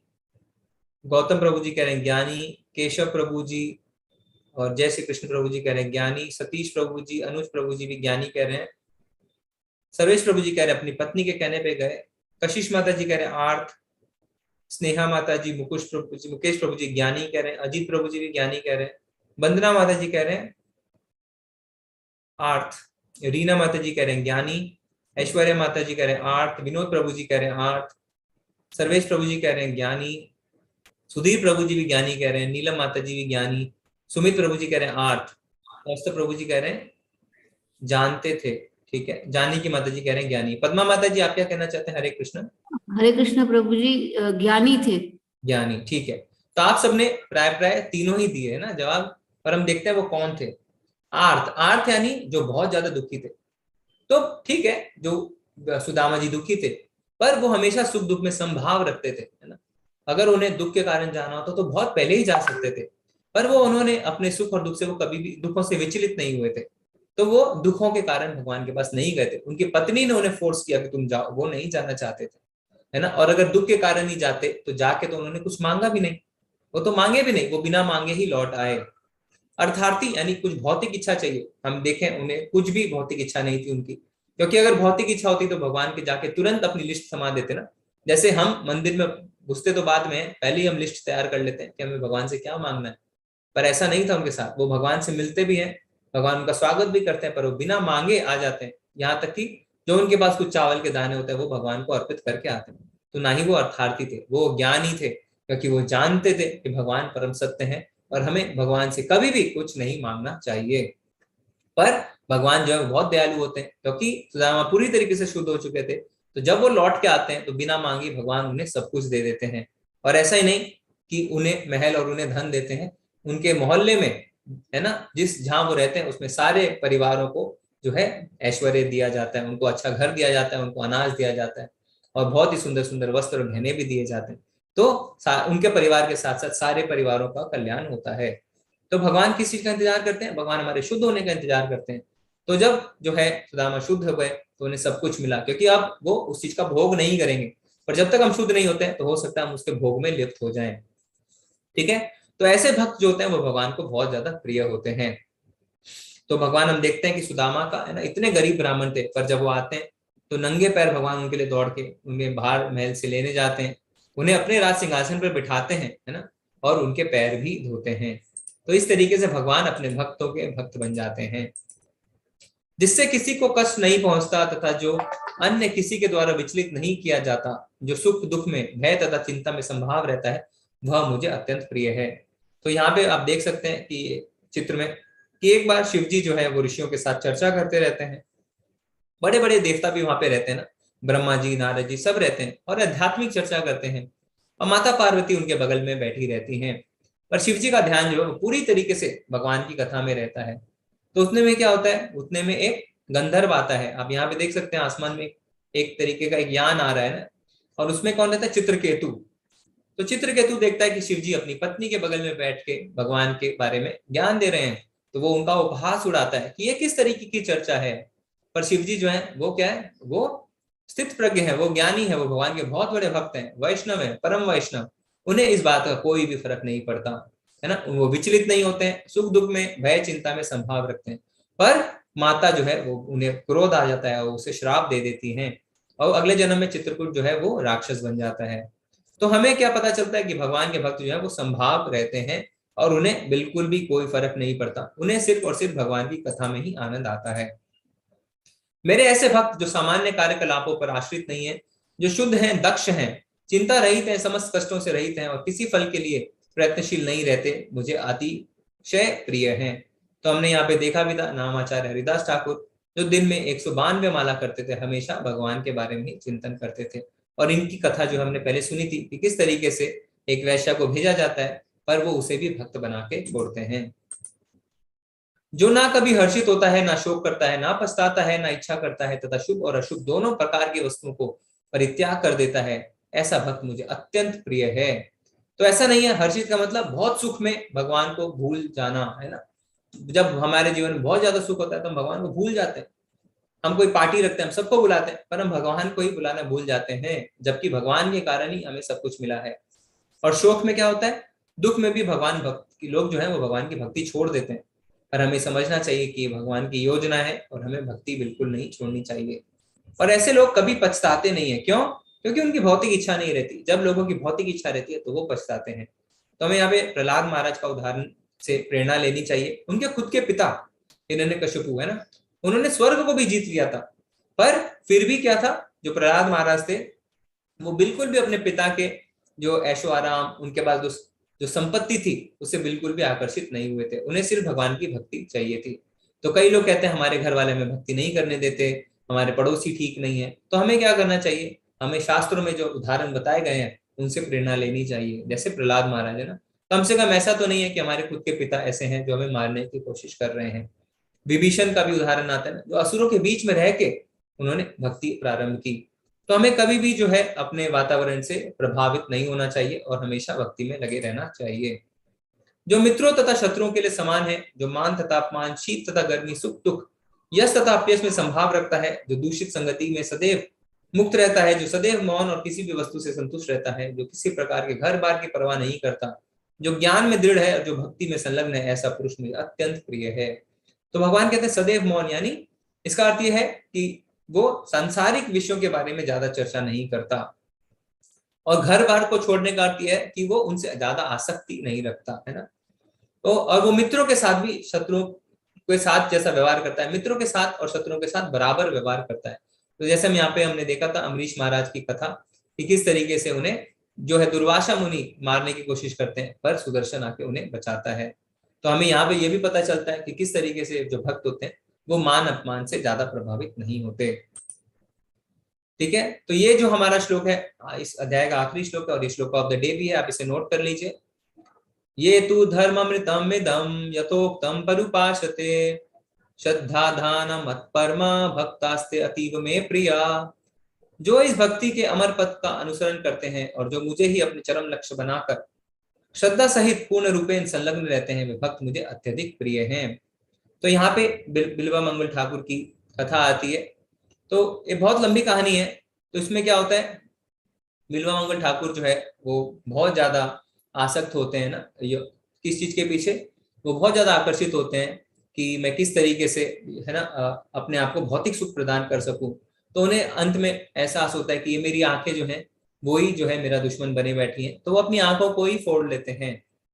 तो इसका अर्थ ये नहीं है कि हमें भी अपनी आंखें फोड़ लेनी है, हमें उनका अनुसरण करना है, अनुकरण नहीं। यानी उनसे शिक्षा लेनी है कि किस तरीके से भगवान की कीर्तन, भगवान के भजन के लिए वो केरला से वृंदावन पैदल चल के जाते थे और भगवान उनकी मदद करते थे। तो हमें भी सीखना चाहिए कि किस तरीके से हम भगवान की भक्ति करें। अनुसरण करना है, अनुकरण नहीं करना है ना। हम अपनी आंखें नहीं फोड़ सकते। तो अंत में प्रभुपाद जी के कुछ शब्द देख लेते हैं। इस अध्याय में परम सत्य की जो निराकार धारणा वर्णित है, उसकी संस्तुति उस समय तक के लिए की गई है जब तक मनुष्य आत्म साक्षात्कार के लिए अपने आप को समर्पित नहीं कर देता। तो जो निराकारवादी है वो कब तक सही है, जब तक वो जो है अपने आप का समर्पण नहीं कर देता भगवान के आगे। दूसरे शब्दों में, जब तक उसे शुद्ध भक्त की संगति करने का अवसर प्राप्त नहीं होता, तभी तक निराकार की धारणा लाभप्रद हो सकती है। परम सत्य की निराकार धारणा में मनुष्य कर्म फल के बिना कर्म करता है और आत्मा तथा पदार्थ का ज्ञान प्राप्त करने के लिए ध्यान करता है। यह तभी तक आवश्यक है जब तक शुद्ध भक्ति की संगति प्राप्त नहीं होती। तो निराकार ब्रह्म भी जो है वो भी आगे बढ़ता है निराकारवादी, पर जब उसे शुद्ध भक्ति संगति प्राप्त होती है तभी तक वो लाभप्रद है। उसके बाद जब उसे संघ की प्राप्ति होती है शुद्ध भक्ति, तो उसे भक्ति में लग जाना चाहिए। सौभाग्यवश यदि कोई शुद्ध भक्ति में सीधे कृष्ण भावनामृत में संलग्न हो तो उसे आत्म साक्षात्कार के इतने सोपान पार नहीं करने होते। और जो सीधे भक्तों की संगति में जुड़ जाता है तो उससे क्या, उसके लिए बहुत ज्यादा आसान हो जाता है। भगवद गीता के मध्य के 6 अध्यायों में जिस प्रकार भक्ति का वर्णन हुआ है वह अत्यंत ही हृदयग्राही है। तो इस तरीके से हमने देखा कि भगवद गीता के जो बीच के 6 अध्याय हैं जिन्हें भक्ति योग प्रदान कहते हैं, वो आज समाप्त होते हैं। और कल से जो 13वें अध्याय से 18वें अध्याय तक जो है ज्ञान योग प्रधान हम देखेंगे कि किस तरीके से हम अपने ज्ञान से भक्ति में दृढ़ हो सकते हैं, है ना। ज्ञान जो है वो हमें भक्ति में दृढ़ता प्राप्त करती है। तो इससे हमारा ये जो है अध्याय शेष होता है और आप अपने हैंड रेस कर सकते हैं। पर उससे पहले एक और छोटी सी प्रेजेंटेशन है जो हम आपको दिखाना चाहते हैं, फिर उसके बाद हम आपके प्रश्न ले सकते हैं। मैं वो अभी आपको दिखा देता हूँ।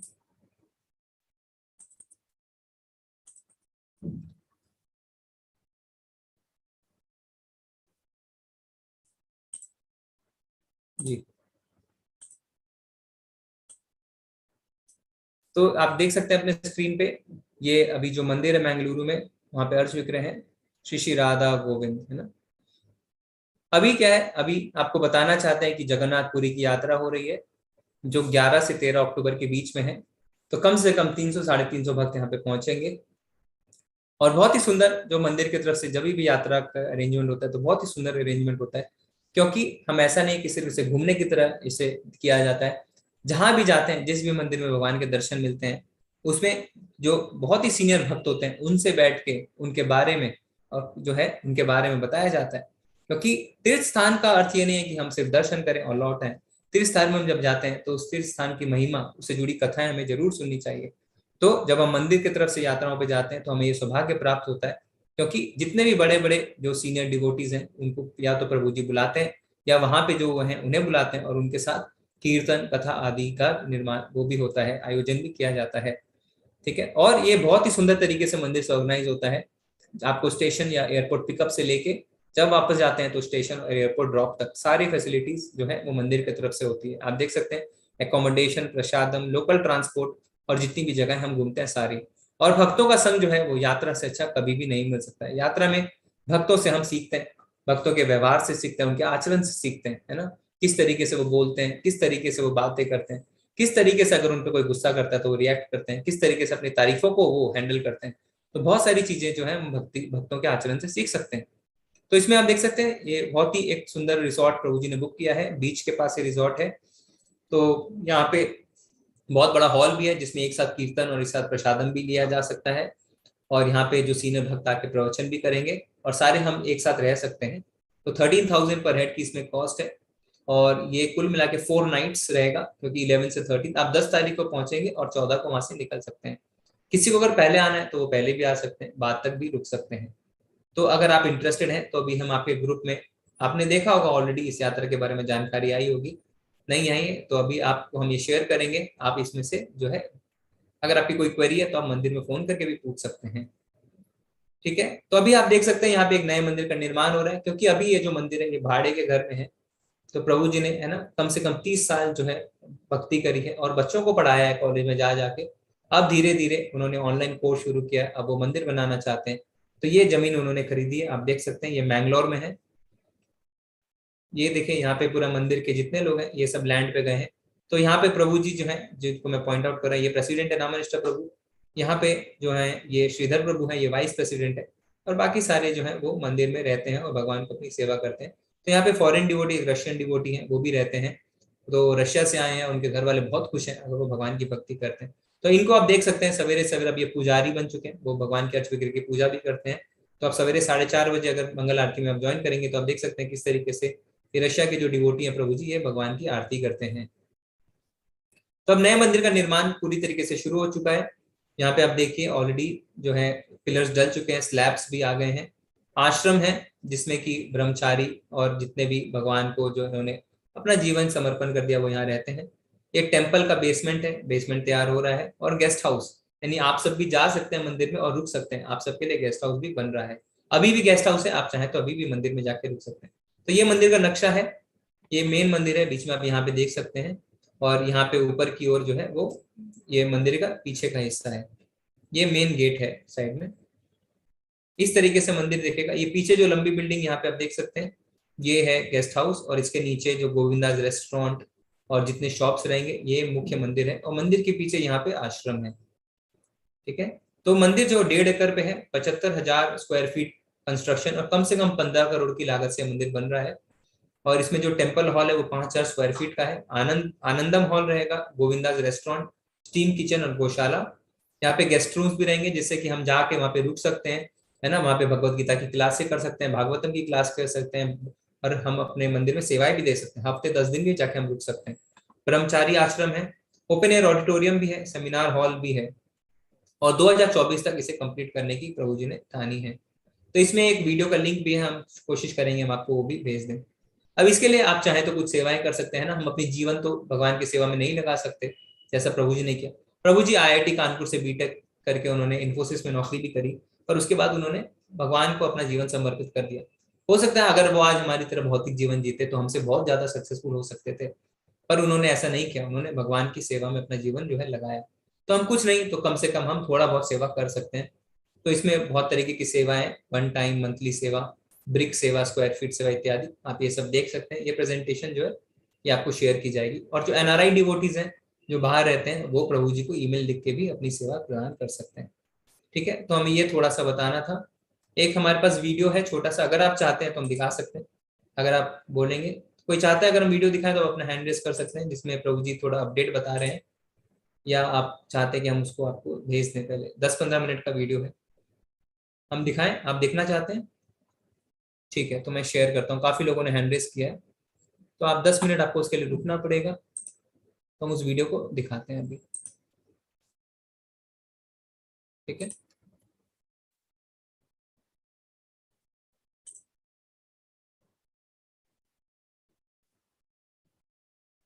एक मिनट। हरे कृष्ण।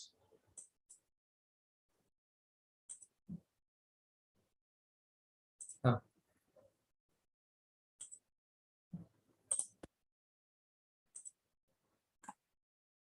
ठीक है, मैं इसको चलाता हूँ, आप देख सकते हैं। हरे कृष्णा, हरे Krishna. So this is September 22nd, 2022. We have now moved to a situation. You can see the work is going on and the construction is in full pace, and very happy to see the sound of construction, because I know that very soon a beautiful temple will be done, and as the temple gets ready, the wonderful facility will be ready for devotees to come here. And just like we had on Janmashtami, so much crowd, 12,000 people, couldn't even believe in 3 days 12,000 people came here. So we're creating a facility that every day a festival can be there. At least on Sundays, all the people can come here. And also we have facility for prasadam and facility for people like you, wonderful devotees, can come and stay with us. So this, I hope by next Janmashtami, within 1 year, it can be. Hare Krishna. Hare Krishna, everybody. Thank you.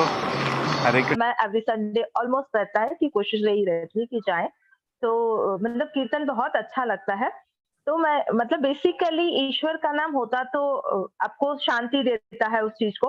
और मैंने ऐसे लोगों को भी देखा है कि जो सुबह माला तो करते हैं बट दिन भर वो उसमें मतलब माया के मोह में लिपटे हुए रहते हैं। दैट इज एक रूटीन बन गया है कि माला करनी है, रूटीन कंप्लीट हुआ, देन वो वापस अपने काम क्रोध जो भी है, किसी भक्त से टकरा भी जाओ देन कभी कभी वो इतना गुस्सा करने लग जाता है कि वो मुझे थोड़ा सा गलत लगता है। तो प्रभु जी उस संबंध में थोड़ा सा बताएं मुझे। देखिए क्या है ना कि हम सब जो इतने ज्यादा माया के चक्कर में कितने जन्म जन्मांतर से हमने कलेश और कलमश जो है एकत्रित किए हुए हैं, भगवान का जवाब दे चुके हैं। भगवान कहते हैं कि भले ही कोई जो है गलत कार्य में लगा हो या गलत कार्य किसी ने किया, पर अगर वो भक्ति में लगा है तो उसे साधु पुरुष मानना चाहिए। तो कोई माला जो कर रहा है वो कोई छोटी मोटी तपस्या नहीं है। जो 16 माला कर रहा है, दिन में 2 घंटे भगवान का नाम ले रहा है, तो इससे आप छोटी मोटी चीजें ना समझें। हो सकता है दिन भर ना परिवार को चलाना है, पैसे कमाने हैं, है ना, तो उसके लिए वो लगा रह सकता है काम में, पर वो कोशिश कर रहा है, वो भक्ति में आगे बढ़ रहा है। इसका अर्थ ये नहीं कि 16 माला जो कर रहा है वो भगवान हो गया। भगवान तो खैर कोई भी नहीं हो सकता। 16 माला करे तो तुरंत ही वो शुद्ध भक्त हो गया, ऐसा नहीं है। सब कोशिश कर रहे हैं। तो हो सकता है कि अगर आप किसी से टकराए, वो गुस्सा कर रहा हो, पर वो कोशिश कर रहा है, वो मालाएं कर रहा है और धीरे धीरे वो शुद्धि की ओर बढ़ना चाह रहा है। ठीक है माता जी, तो हमें ऐसा नहीं सोचना चाहिए कि देखो माला कर रहा है पर गुस्सा करता है, पर वो कोशिश कर रहा है। क्योंकि माला की जो तपस्या है, 1.5-2 घंटे की तपस्या कोई छोटी मोटी तपस्या में नहीं आता है। और भगवान कहते हैं कि हो सकता है कि जो भक्ति में लगा है पर थोड़े बहुत उससे गलत कार्य होते हैं, पर फिर भी उसे साधु समझना चाहिए। तो वो वैष्णव होते हैं और वो धीरे धीरे आप देखेंगे कि वो शुद्धता की ओर बढ़ते ही रहते हैं। हो सकता है वो शुरू में अभी आए हो भक्ति में, हो सकता है उनका एसोसिएशन इतना स्ट्रांग अभी ना हो, पर धीरे धीरे जब उनका एसोसिएशन और स्ट्रांग होता जाएगा, भक्तों के संपर्क में आते जाएंगे, तो वो और शुद्ध बनते जाएंगे। ठीक है, ठीक है माता जी, धन्यवाद। हरे कृष्णा माता जी। हरे कृष्ण विवेक प्रभु जी। हरे कृष्ण माता जी। हरे कृष्ण प्रभु जी, मेरा एक सवाल था, जो हम किस रूप में भगवान का ध्यान करें? जी, तो हमें भगवान का ध्यान करना ही नहीं है। सबसे पहली बात, हमने ध्यान करने को बोला ही नहीं है। ठीक है, हमें बोलना है क्या? हमें भगवान का नाम लेना है, भगवान का नाम संकीर्तन करना है। अभी आप बोलेंगे कि भगवान ने कहा मन मना भव मद भक्तो मद्याजी माम नमस्कुरु माम एव शशि सत्यम ते प्रतिजाने प्रियोषि में, हर समय मुझे याद करो, मेरा स्मरण करो। तो भक्त को भगवान का कौन सा रूप पसंद आता है? तो ध्यान जब आप कह रहे हैं तो यानी टेक्निकली हमें ध्यान में नहीं बैठना है, यानी ऐसा नहीं कि समाधि लगा के ध्यान में बैठना है, वो नहीं करना है। दूसरा क्या ध्यान, यानी हम जब भी कुछ करते हैं तो भगवान के स्मरण में रहें। तो वो जो है भक्तों को श्याम सुंदर रूप बहुत पसंद आता है भगवान का, यानी 2 भुजों वाला रूप। तो इसलिए आप इस्कॉन मंदिरों में देखेंगे हमेशा बहुत ही सुंदर है ना भगवान की अर्च विग्रह रहता है राधा रानी के साथ, या गौर निताई यानी भगवान श्री कृष्ण और उनके भाई बलराम जी, है ना। तो ऐसा आप देखेंगे, या जगन्नाथ जी, बलभद्र भगवान, मैया सुभद्रा और साथ में सुदर्शन जी। तो जनरली आप देखेंगे कि इस्कॉन के मंदिरों में ये 3 अर्च विग्रह मिलते हैं। तो जिससे आप अपने आप को कनेक्ट कर पाते हैं, जोड़ पाते हैं, तो उस तरीके से आप जो है उनकी पूजा अर्चना कर सकते हैं। ठीक है प्रभु जी, म्यूट हो गए प्रभु जी, आप अनम्यूट कर लीजिए। हरे कृष्ण। हरे कृष्ण, धन्यवाद माता जी। मैं चैट से एक बार ले लेता हूँ। जी प्रभु जी। भगवान बुद्ध कृष्ण के अवतार हैं, फिर भी ये ईश्वर को क्यों नहीं मानते थे, और ये बुद्धिज्म अलग धर्म कैसे बन गया? और वो लोग बोलते हैं कि हम लोग नास्तिक हैं, जब वो कृष्ण के अवतार हैं। भगवत गीता में बोलते हैं भक्ति करो। तो भगवान बुद्ध जो है वो कृष्ण जी के अवतार थे, इसमें कोई दो राय नहीं है, पर उन्होंने कहा कि शास्त्रों का हमें नहीं मानना। एक्चुअली बुद्ध जब आए थे तो वो मेन पर्पस इसलिए था, उस टाइम पे नॉनवेज जो बहुत ज्यादा प्रचलन में था, उस टाइम पशुओं पे बहुत ज्यादा अत्याचार हो रहा था, तो अहिंसा जो है उसका मेन मैसेज था। पर बाकी जो है कि शास्त्रों को नहीं मानना है वो गलत था। इसलिए जो बड़े बड़े जो आचार्य हुए हैं और बड़े बड़े जो वैष्णव हुए हैं, वो जो है बुद्ध अवतार के जो टीचिंग्स को नहीं मानते हैं। तो कभी कभी ऐसा होता है, भगवान आदेश देते हैं, जैसे कि शंकराचार्य जी जब आए थे तो उन्होंने शंकर जी को आदेश दिया था कि आप जाइए और मानव जाति को आप थोड़ा भ्रमित करिए। तो उन्होंने क्या किया था, उन्होंने उल्टा ज्ञान देना शुरू किया था, है ना। उन्होंने कहा था क्या कि भगवान जो है परमात्मा और आत्मा एक ही है, यानी हम जो है हम भगवान है, अहम ब्रह्मास्मि जिसको कहते हैं। तो कभी कभी ऐसा होता है कि ऐसा हो, पर फिर हमें क्या करना चाहिए, हमें आचार्यों की और बड़े बड़े जो हमारे गुरु हुए हैं उनके टीकाओं को पढ़ना चाहिए और ये समझना चाहिए कि ऐसा अवतार जो हुआ वो क्यों हुआ, उसका क्या कारण था। ठीक है प्रभु माता जी। अजीत प्रभु जी पूछ रहे हैं कि कोई यदि कुछ दिन मंदिर में रहना चाहता है तो रह सकता है क्या, यदि हाँ तो क्या निःशुल्क। प्रभु जी इसमें कोई भी शायद आपसे शुल्क लिया भी नहीं जाए, आप मंदिर में रहिए, आराम से जाइए और सेवा करिए। तो आप प्रभु जी को मैसेज कर दीजिए ईमेल कि आप रहना चाहते हैं और आप कुछ दिनों तक सेवा प्रदान करना चाहते हैं, प्रभु जी बहुत खुश होते हैं। मैं आपको ईमेल दे देता हूँ अभी यहाँ पे, अब उनको ईमेल लिख दीजिए ऐसे ऐसे कि आपका इंटरेस्ट है वहां पे कुछ दिन रह के सेवा प्रदान करने के लिए, तो प्रभु जी आपको बता देंगे और आपको गेस्ट हाउस भी अरेंज करवा देंगे। ठीक है, namadas@gmail.com। ओके माता जी, हरे कृष्णा प्रभु जी, आप अनम्यूट कर सकते हैं। हरे कृष्ण प्रभु जी। हरे कृष्ण प्रभु जी। प्रभु जी मेरे 3 क्वेश्चंस हैं। पहला क्वेश्चन प्रभु जी मेरा ये है, जैसे भगवान ने श्लोक में बोला कि अपने मेरा निरंतर चिंतन करो, मन और बुद्धि को मुझ में लगाओ सदैव।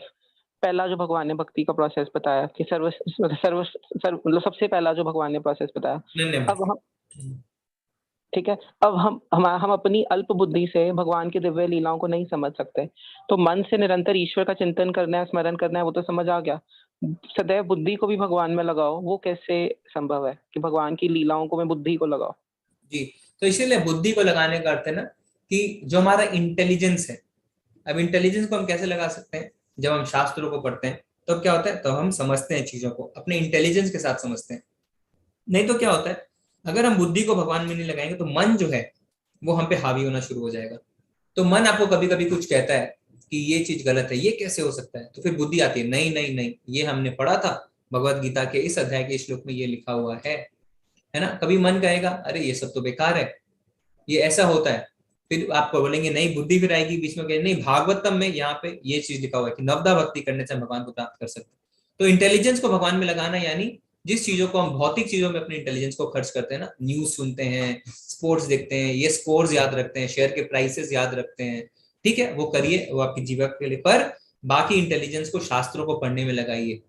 ठीक है, और जो हम कोई लेक्चर सुनते हैं उसका नोट्स बनाइए, उसको याद करिए, भगवत गीता के कुछ श्लोक आप याद कर सकते हैं, उसको अपने जीवन में अपना सकते हैं। जो आपकी इंटेलिजेंस है ना उसको भगवान की सेवा में लगाइए। ठीक है प्रभु जी। ठीक है प्रभु जी, मेरा दूसरा प्रश्न ये है कि भगवान ने कहा कि अगर तुम मेरे में मेरे में मन नहीं दृढ़ता लगा सकते तो मेरे लिए कार्य करो, अगर तुम मेरे लिए भी कार्य नहीं कर सकते तो तुम किसी भी कर्म की फल की इच्छा मत करो। अब एक ऐसा जीव है जो भगवान की भक्ति नहीं करता, भगवान को नहीं मानता, लेकिन अपने किए हुए कर्मों की फल की इच्छा भी नहीं करता, मिल गया ठीक है, नहीं मिला तो ठीक है, करते रहो बढ़ते रहो पानी की तरह आगे। क्या वो जीव भी बंधनों से मुक्त होगा? हाँ, तो क्या होगा, जब आप फल की इच्छा नहीं करेंगे ना तो धीरे धीरे आपके अंदर क्या आएगा, आपके अंदर वैराग्य आएगा। तो फिर जब वैराग्य आएगा, ऐसा नहीं है कि आप वहीं पर रुक जाएंगे, आपका ग्रोथ होगा। जैसे आप कोई चीज की इच्छा करते हैं, फिर क्या होता है, ऐसा नहीं है वहां पे अटक जाते हैं ना, आपका और ऊपर और ऊपर और ऊपर आपकी लालच बढ़ती रहती है। इसी तरीके से जब आप चीजों से अनासक्त होना शुरू होंगे, जब आसक्ति छोड़ देंगे तो वैराग्य बढ़ता जाएगा बढ़ता जाएगा बढ़ता जाएगा। अनासक्त होंगे तो क्या होगा, धीरे धीरे भगवान के लिए कार्य करना शुरू करेंगे, यानी निष्काम कर्म करेंगे। अब आप क्या सोचेंगे, मैं मटीरियल भौतिक कार्य करता हूँ पर इसके फल की इच्छा नहीं करता, मेरी सैलरी आती है ठीक, अब मैं क्यों नहीं भगवान के लिए कार्य करूं। चलो जैसा अभी अजीत प्रभु जी ने पूछा, चलो हफ्ते भर मैं मंदिर में रह के आता हूँ, वहां पे मंदिर में सेवा करता हूँ, तो ये क्या हो गया, निष्काम कर्म। फिर जब आप वो करने लगेंगे तो वहां पे भक्तों से मिलेंगे, आप देखेंगे अरे भक्त तो बहुत ज्यादा नियमों का पालन कर रहे हैं, सुबह 4 बजे उठ जाते हैं, मंगल आरती करते हैं, 16 माला का जप करते हैं, भगवान का कीर्तन करते हैं, एकादशी का व्रत करते हैं, जन्माष्टमी का व्रत करते हैं, 4 नियमों का पालन करते हैं, चलो मैं भी करता हूँ। फिर आप वो करने लगेंगे, फिर धीरे धीरे क्या होगा, अब आप जो है भगवान के अनन्य भक्ति करने लगेंगे। तो जो भी स्टेज अगर आप अच्छे से कर रहे हैं तो ग्रेजुअल प्रोग्रेशन होते होते आप अनन्य भक्ति की ओर आएंगे ही आएंगे। अनन्य भक्ति में अगर वो जीव नहीं आता, लेकिन वो एक पर्टिकुलर स्टेज पे है, ठीक है, उस स्टेज पे ही अगर ही लाइक लीव्स हिज कॉस्ट्यूम, तो फिर नेक्स्ट जन्म में उसी स्टेज से कंटिन्यू करेगा। हाँ करेक्ट, अगर वो उसी स्टेज में खत्म हो जाता है, वो धीरे धीरे प्रोग्रेस करता है, तो भक्ति खत्म नहीं होती, भक्ति वहीं से शुरू होगी। 51.9999% पे अगर आप खत्म होते हैं, अगले बार आप वहीं से शुरू करेंगे। ठीक है, पर फाइनल डेस्टिनेशन अनन्य भक्ति है, जो अनन्य भक्ति तक पहुंच गए हैं वो फिर विशेष साइकिल से क्रॉस हो जाएंगे। हरि बोल जी प्रभु जी। ठीक है, तीसरा मेरा प्रश्न ये है प्रभु जी कि भगवान ने उनको बोला कि अगर तुम फल की इच्छा भी नहीं त्याग सकते, तुम बहुत आसक्ति से कर्म करते हो, बहुत पैशनेट राजसी गुण से कर्म करते हो, तो तुम फिर ज्ञान धारण करो। ज्ञान से बेटर है स्मरण करो ईश्वर का, और ईश्वर के स्मरण से बेटर है कि तुम वैराग्य धारण करो।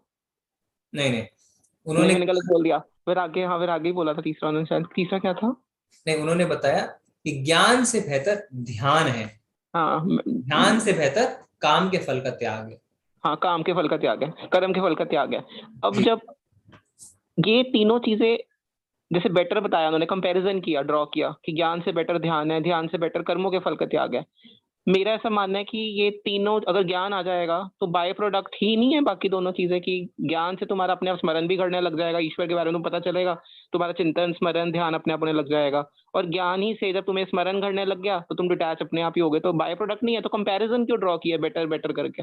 स्टेज बताया ना प्रभु जी, जैसे सबसे पहले, इसीलिए सबसे नीचे स्तर पे ज्ञान, सबसे पहले ज्ञान। तो अभी आप बोल सकते हैं ना, अभी इंडिया में देखिए करोड़ों लोग मंदिर जाते हैं, कोई डाउट ही नहीं है इसमें। हमारे घर में भी सारे लोग हैं ना, मंदिर जाएंगे, पूजा करते हैं, पर शास्त्र कोई नहीं पढ़ना चाहता है। तो शास्त्र नहीं पढ़ते तो ज्ञान नहीं मिलता है, और जब तक ज्ञान नहीं मिलता तो वैराग्य नहीं आता है। तो सबसे पहले ज्ञान, आप ज्ञान अर्जन करिए। जैसे हम भगवत गीता का 18 डेज का क्लास लेते हैं तो थोड़ा हमें ज्ञान होता है कि भगवत गीता में क्या लिखा है, भगवान क्या बताना चाहते हैं। फिर क्या होता है, धीरे धीरे अब उससे बोले ध्यान करो। तो ध्यान जो है वो कलयुग के लिए रिकमेंडेड नहीं है, ठीक है। फिर उसके बाद है कर्म के फलों का त्याग करो। तो जब आपके अंदर विरक्ति आनी शुरू होगी, विरक्ति का मतलब अटैचमेंट खत्म हो जाएगा। अभी आपको पता चल गया है कि भगवान कहते हैं सब कुछ मेरा है, जो तुम्हारी बुद्धि है वो मैं हूं, जो तुम्हारा बल है वो मैं हूं। तो हम जो इतना अहंकार करते हैं, देखा मैंने कंपनी में बेस्ट रेटिंग मिली है, मुझे सबसे ज्यादा बोनस मिला है, अब धीरे धीरे क्या होता है, हमें समझ में आता है अरे मेरा तो कुछ भी नहीं है, इसमें तो सब भगवान के कारण है, उनकी कृपा के कारण है। तो आप जो है उससे अलग होना शुरू होते हैं। फिर क्या होगा, आप इसीलिए कर्म करते हैं बिना आसक्ति के, कि ये जो मैं फल मैं सोच रहा था मेरे लिए है, ये मेरे लिए नहीं है, तो भगवान के लिए, क्योंकि ये बुद्धि उनकी है, ये शरीर उनका, ये मेहनत उनकी है, वो जितना भी मेरे अंदर कौशल है वो भगवान का है। तो ये जो यूज कर रहा हूं मैं, वो भगवान की सेवा के लिए यूज कर रहा हूँ। फिर धीरे धीरे आप ऊपर बढ़ते जाएंगे। तो सबसे पहले इसीलिए कहते हैं कि सबसे पहले ज्ञान होना थोड़ा आवश्यक है। ज्ञान होगा तो आपको वैराग्य आएगा, ठीक है। जो आप वो बाई प्रोडक्ट कर रहे हैं वो प्रोसेस आप समझ सकते हैं इसको। ज्ञान, ज्ञान के ऊपर ध्यान, ध्यान के ऊपर कर्म के फल से आसक्ति, फिर कर्म के ऊपर निष्काम कर्म, फिर उसके ऊपर विधि विधान, और उसके ऊपर अनन्य भक्ति। ठीक है। और एक और चीज बताओ प्रभु जी, मेरा एक फाइनल प्रश्न है। जैसे आपने बताया कि जब हम बुद्धि से इंटेलिजेंस यूज करते हैं, कि भगवान ने तो इस श्लोक में ये बोला है कि लगातार मेरे में मन में चिंतन लगाओ, इंटेलिजेंस से हम मन को ईश्वर में निरंतर लगा सकते हैं, ठीक है। ये जो नॉलेज है, इसकी जो पावर है, ये कुछ सर्टेन टाइम ही क्यों हमें एक्ट करती है? Like today I have known this fact, it will act on me, but tomorrow और day after tomorrow the same frequency of knowledge मेरे पे काम नहीं करेगी। हम अल्प बुद्धि हैं, कलयुग के लोग अल्प बुद्धि है ना, हम भूल जाते हैं। हम इसीलिए तो लिखते हैं। हम लिखना कब शुरू हुआ, वेद व्यास जी ने 5000 साल पहले शास्त्रों को लिखा। क्यों लिखा? क्योंकि उसके पहले श्रुति प्रमाण था, सब सुनते थे। पर हम इतने अल्प बुद्धि है कि उन्होंने बोला ये तो कुछ भी आप नहीं रख पाएंगे। 3 दिन पहले अगर मैं आपसे पूछूं आपने डिनर में क्या खाया, आप नहीं बता पाएंगे। छोटे पूरे दिन क्या खाया, वो भी नहीं बता पाएंगे। इसीलिए हम लिखते हैं, ठीक है, क्योंकि हम अल्प बुद्धि है। इसीलिए हमें बार बार पढ़ना चाहिए। प्रभुपाद जी कहते हैं भगवत गीता को 6 बार पढ़ो, भागवतम को 2 बार पढ़ो। तो इसलिए बार बार पढ़ेंगे, बार बार पढ़ेंगे, तो क्या होगा, आपके कॉन्शियस माइंड से वो आपके सबकॉन्शियस माइंड में चला जाएगा। जब आपके सबकॉन्शियस माइंड में चला जाएगा, अब आपको याद रहेगा। ठीक है प्रभु जी? मतलब कह रहे कि निरंतर उसकी बस प्रैक्टिस, रिवीजन कर करके ही वो चीज। हाँ, और छोटे बच्चे हैं अगर 4-5 साल के, 6 साल के, अगर उन्हें आप देखिए कितने वीडियोस आते हैं ना, अमेरिका में लोग बैठ के 1000 बच्चे एक साथ भगवत गीता का श्लोक पढ़ रहे हैं, तो उनको हमेशा याद रहेगा, क्योंकि उनको उस उम्र में सिखा दिया गया जिस उम्र में वो कभी नहीं भूलेंगे। So, for even sanskar transformation can happen with continuous revision of the knowledge which is there in Bhagavad Gita, right? Absolutely, absolutely, Prabhu ji. Thank you, प्रभु जी। हरे कृष्णा। प्रभु जी, आपके प्रश्न से हमें बहुत प्रेरणा मिलती है। आपने बहुत ही अच्छे लेवल पे अपना अध्ययन रखा है। आप काफी साल से भक्ति में है ना प्रभु जी? जी प्रभु जी। कहाँ रहते हैं प्रभु जी? प्रभु जी मैं वैसे तो दिल्ली में रहता हूँ, बट अभी के लिए मतलब करनाल आया हूँ। करनाल है, बहुत ही अच्छा प्रभु जी। आप मंदिर से जुड़िए, आपका एसोसिएशन से हमें बहुत ज्यादा सीखने को मिलता है प्रभु जी। आपके प्रश्न बहुत ही अच्छे रहते हैं। हरे कृष्ण प्रभु जी। हरे कृष्ण, धन्यवाद, प्रणाम प्रभु जी। हरे कृष्ण राजेश प्रभु जी। हरे कृष्णा प्रभु जी। हरे कृष्ण प्रभु जी। प्रभु जी, एक जनरल सा क्वेश्चन था मेरा। सनातन धर्म बोले या हिंदू धर्म बोले, तो इसमें एक जैसे कि जब तक मैं इस्कॉन गया नहीं था कभी, जानता भी नहीं था इसको के बारे में। तो मैं जैसे नॉनवेज नहीं खाता था, अंडा वगैरह कुछ भी नहीं खाता, तो मैं ऐसा समझता था कि मैं एकदम वेजिटेरियन हूँ। ठीक है, हेलो जी जी जी, बोलिए बोलिए। जी। और जब से मैंने वहाँ पे देखा है और कई सारे इस्कॉन के जो हैं उनको सुना, तो मुझे ऐसा लगा कि मतलब मैं भी एक तरह से नॉनवेज खा रहा हूँ, लहसुन प्याज वगैरह खा रहा हूँ। तो ये एक तरह से ये भ्रांति ना सभी में है कि नॉनवेज उसको समझा ही नहीं जाता है, लहसुन प्याज वगैरह। तो इसके बारे में कुछ बताएं। जी प्रभु जी, नॉनवेज को मैंने नहीं सुना है किसी आचार्य को कि लहसुन प्याज को नॉनवेज बता रहे हैं। लहसुन प्याज को इसलिए मना करते हैं क्योंकि इसमें आध्यात्मिक कारण बहुत है शास्त्रों में, पर साइंटिफिकली अगर आप देखें तो इससे हमारी जो अलर्टनेस है, जो सक्रिय रहने की शक्ति है, वो कम हो जाती है। जैसे अगर आप IQ टेस्ट के लिए जाएंगे ना, तो हो सकता है आपको 110 120 पे स्कोर मिले, पर आप प्याज खा के जाएंगे तो हो सकता है वो 90 पे अटक जाए। तो भक्ति में आदमी को सक्रिय रहना होता है, क्योंकि उसे हर समय भगवान का चिंतन करना है।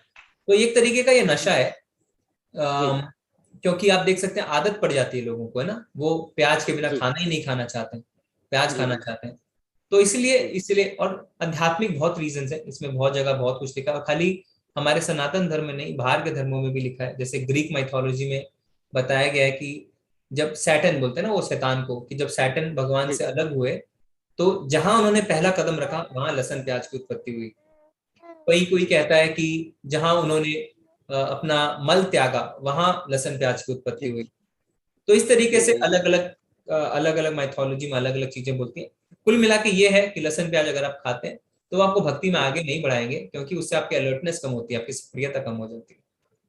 जी जी, जैसे कि अमोघ लीला प्रभु जी से सुना था मैंने, तो उन्होंने बहुत अच्छा बताया है इसके बारे में कि जो राहु केतु है उनके बारे में उन्होंने डिस्क्राइब किया था पूरा, कैसे वो अमृत पान करने के बाद जब उनका सिर काटा तो वहां से जो उनका खून निकला था और वो निकला जी, तो उससे उनकी उत्पत्ति हुई है। जी जी जी और जी। उन्होंने ये भी बताया कि जब बोलते हैं लोग कि ये मेडिसिन है, एक तरह से मेडिसिन में यूज होती है, तो उन्होंने बताया कि मेडिसिन में, क्योंकि उसमें अमृत उन्होंने पान कर लिया था, उसके बाद उनका शीश कटा, इसलिए वो उसकी मेडिसिन वैल्यूज भी है। जी जी जी जी जी जी, ठीक है प्रभु जी। जी जी, ओके, धन्यवाद। हरे कृष्ण। हरे ठीक है कृष्ण। प्रभु जी, सारे प्रश्न हो गए आपके तरफ, अगर कोई चैट में है तो बताइए। नहीं है प्रभु जी। ठीक है, तो फिर हम चलते हैं। आज आप श्लोका का जो है अभ्यास करके आइएगा, हम कल मिलेंगे। कल हम जो है 13वां अध्याय शुरू करेंगे, यानी ज्ञान योग प्रधान, जो हमारा तीसरा यूनिट है, उसका पहला चैप्टर। वाञ्छाकल्पतरुभ्यश्च कृपा सिंधुभ्यो एव च पतितानां पावनेभ्यो वैष्णवेभ्यो नमो नमः। हरे कृष्ण कृष्ण कृष्ण हरे हरे, हरे राम राम राम। अनंत कोटि वैष्णव वृंद की जय, श्री प्रभुपाद की जय। हरे कृष्ण। सभी को धन्यवाद, प्रणाम। हरे कृष्ण प्रभु जी।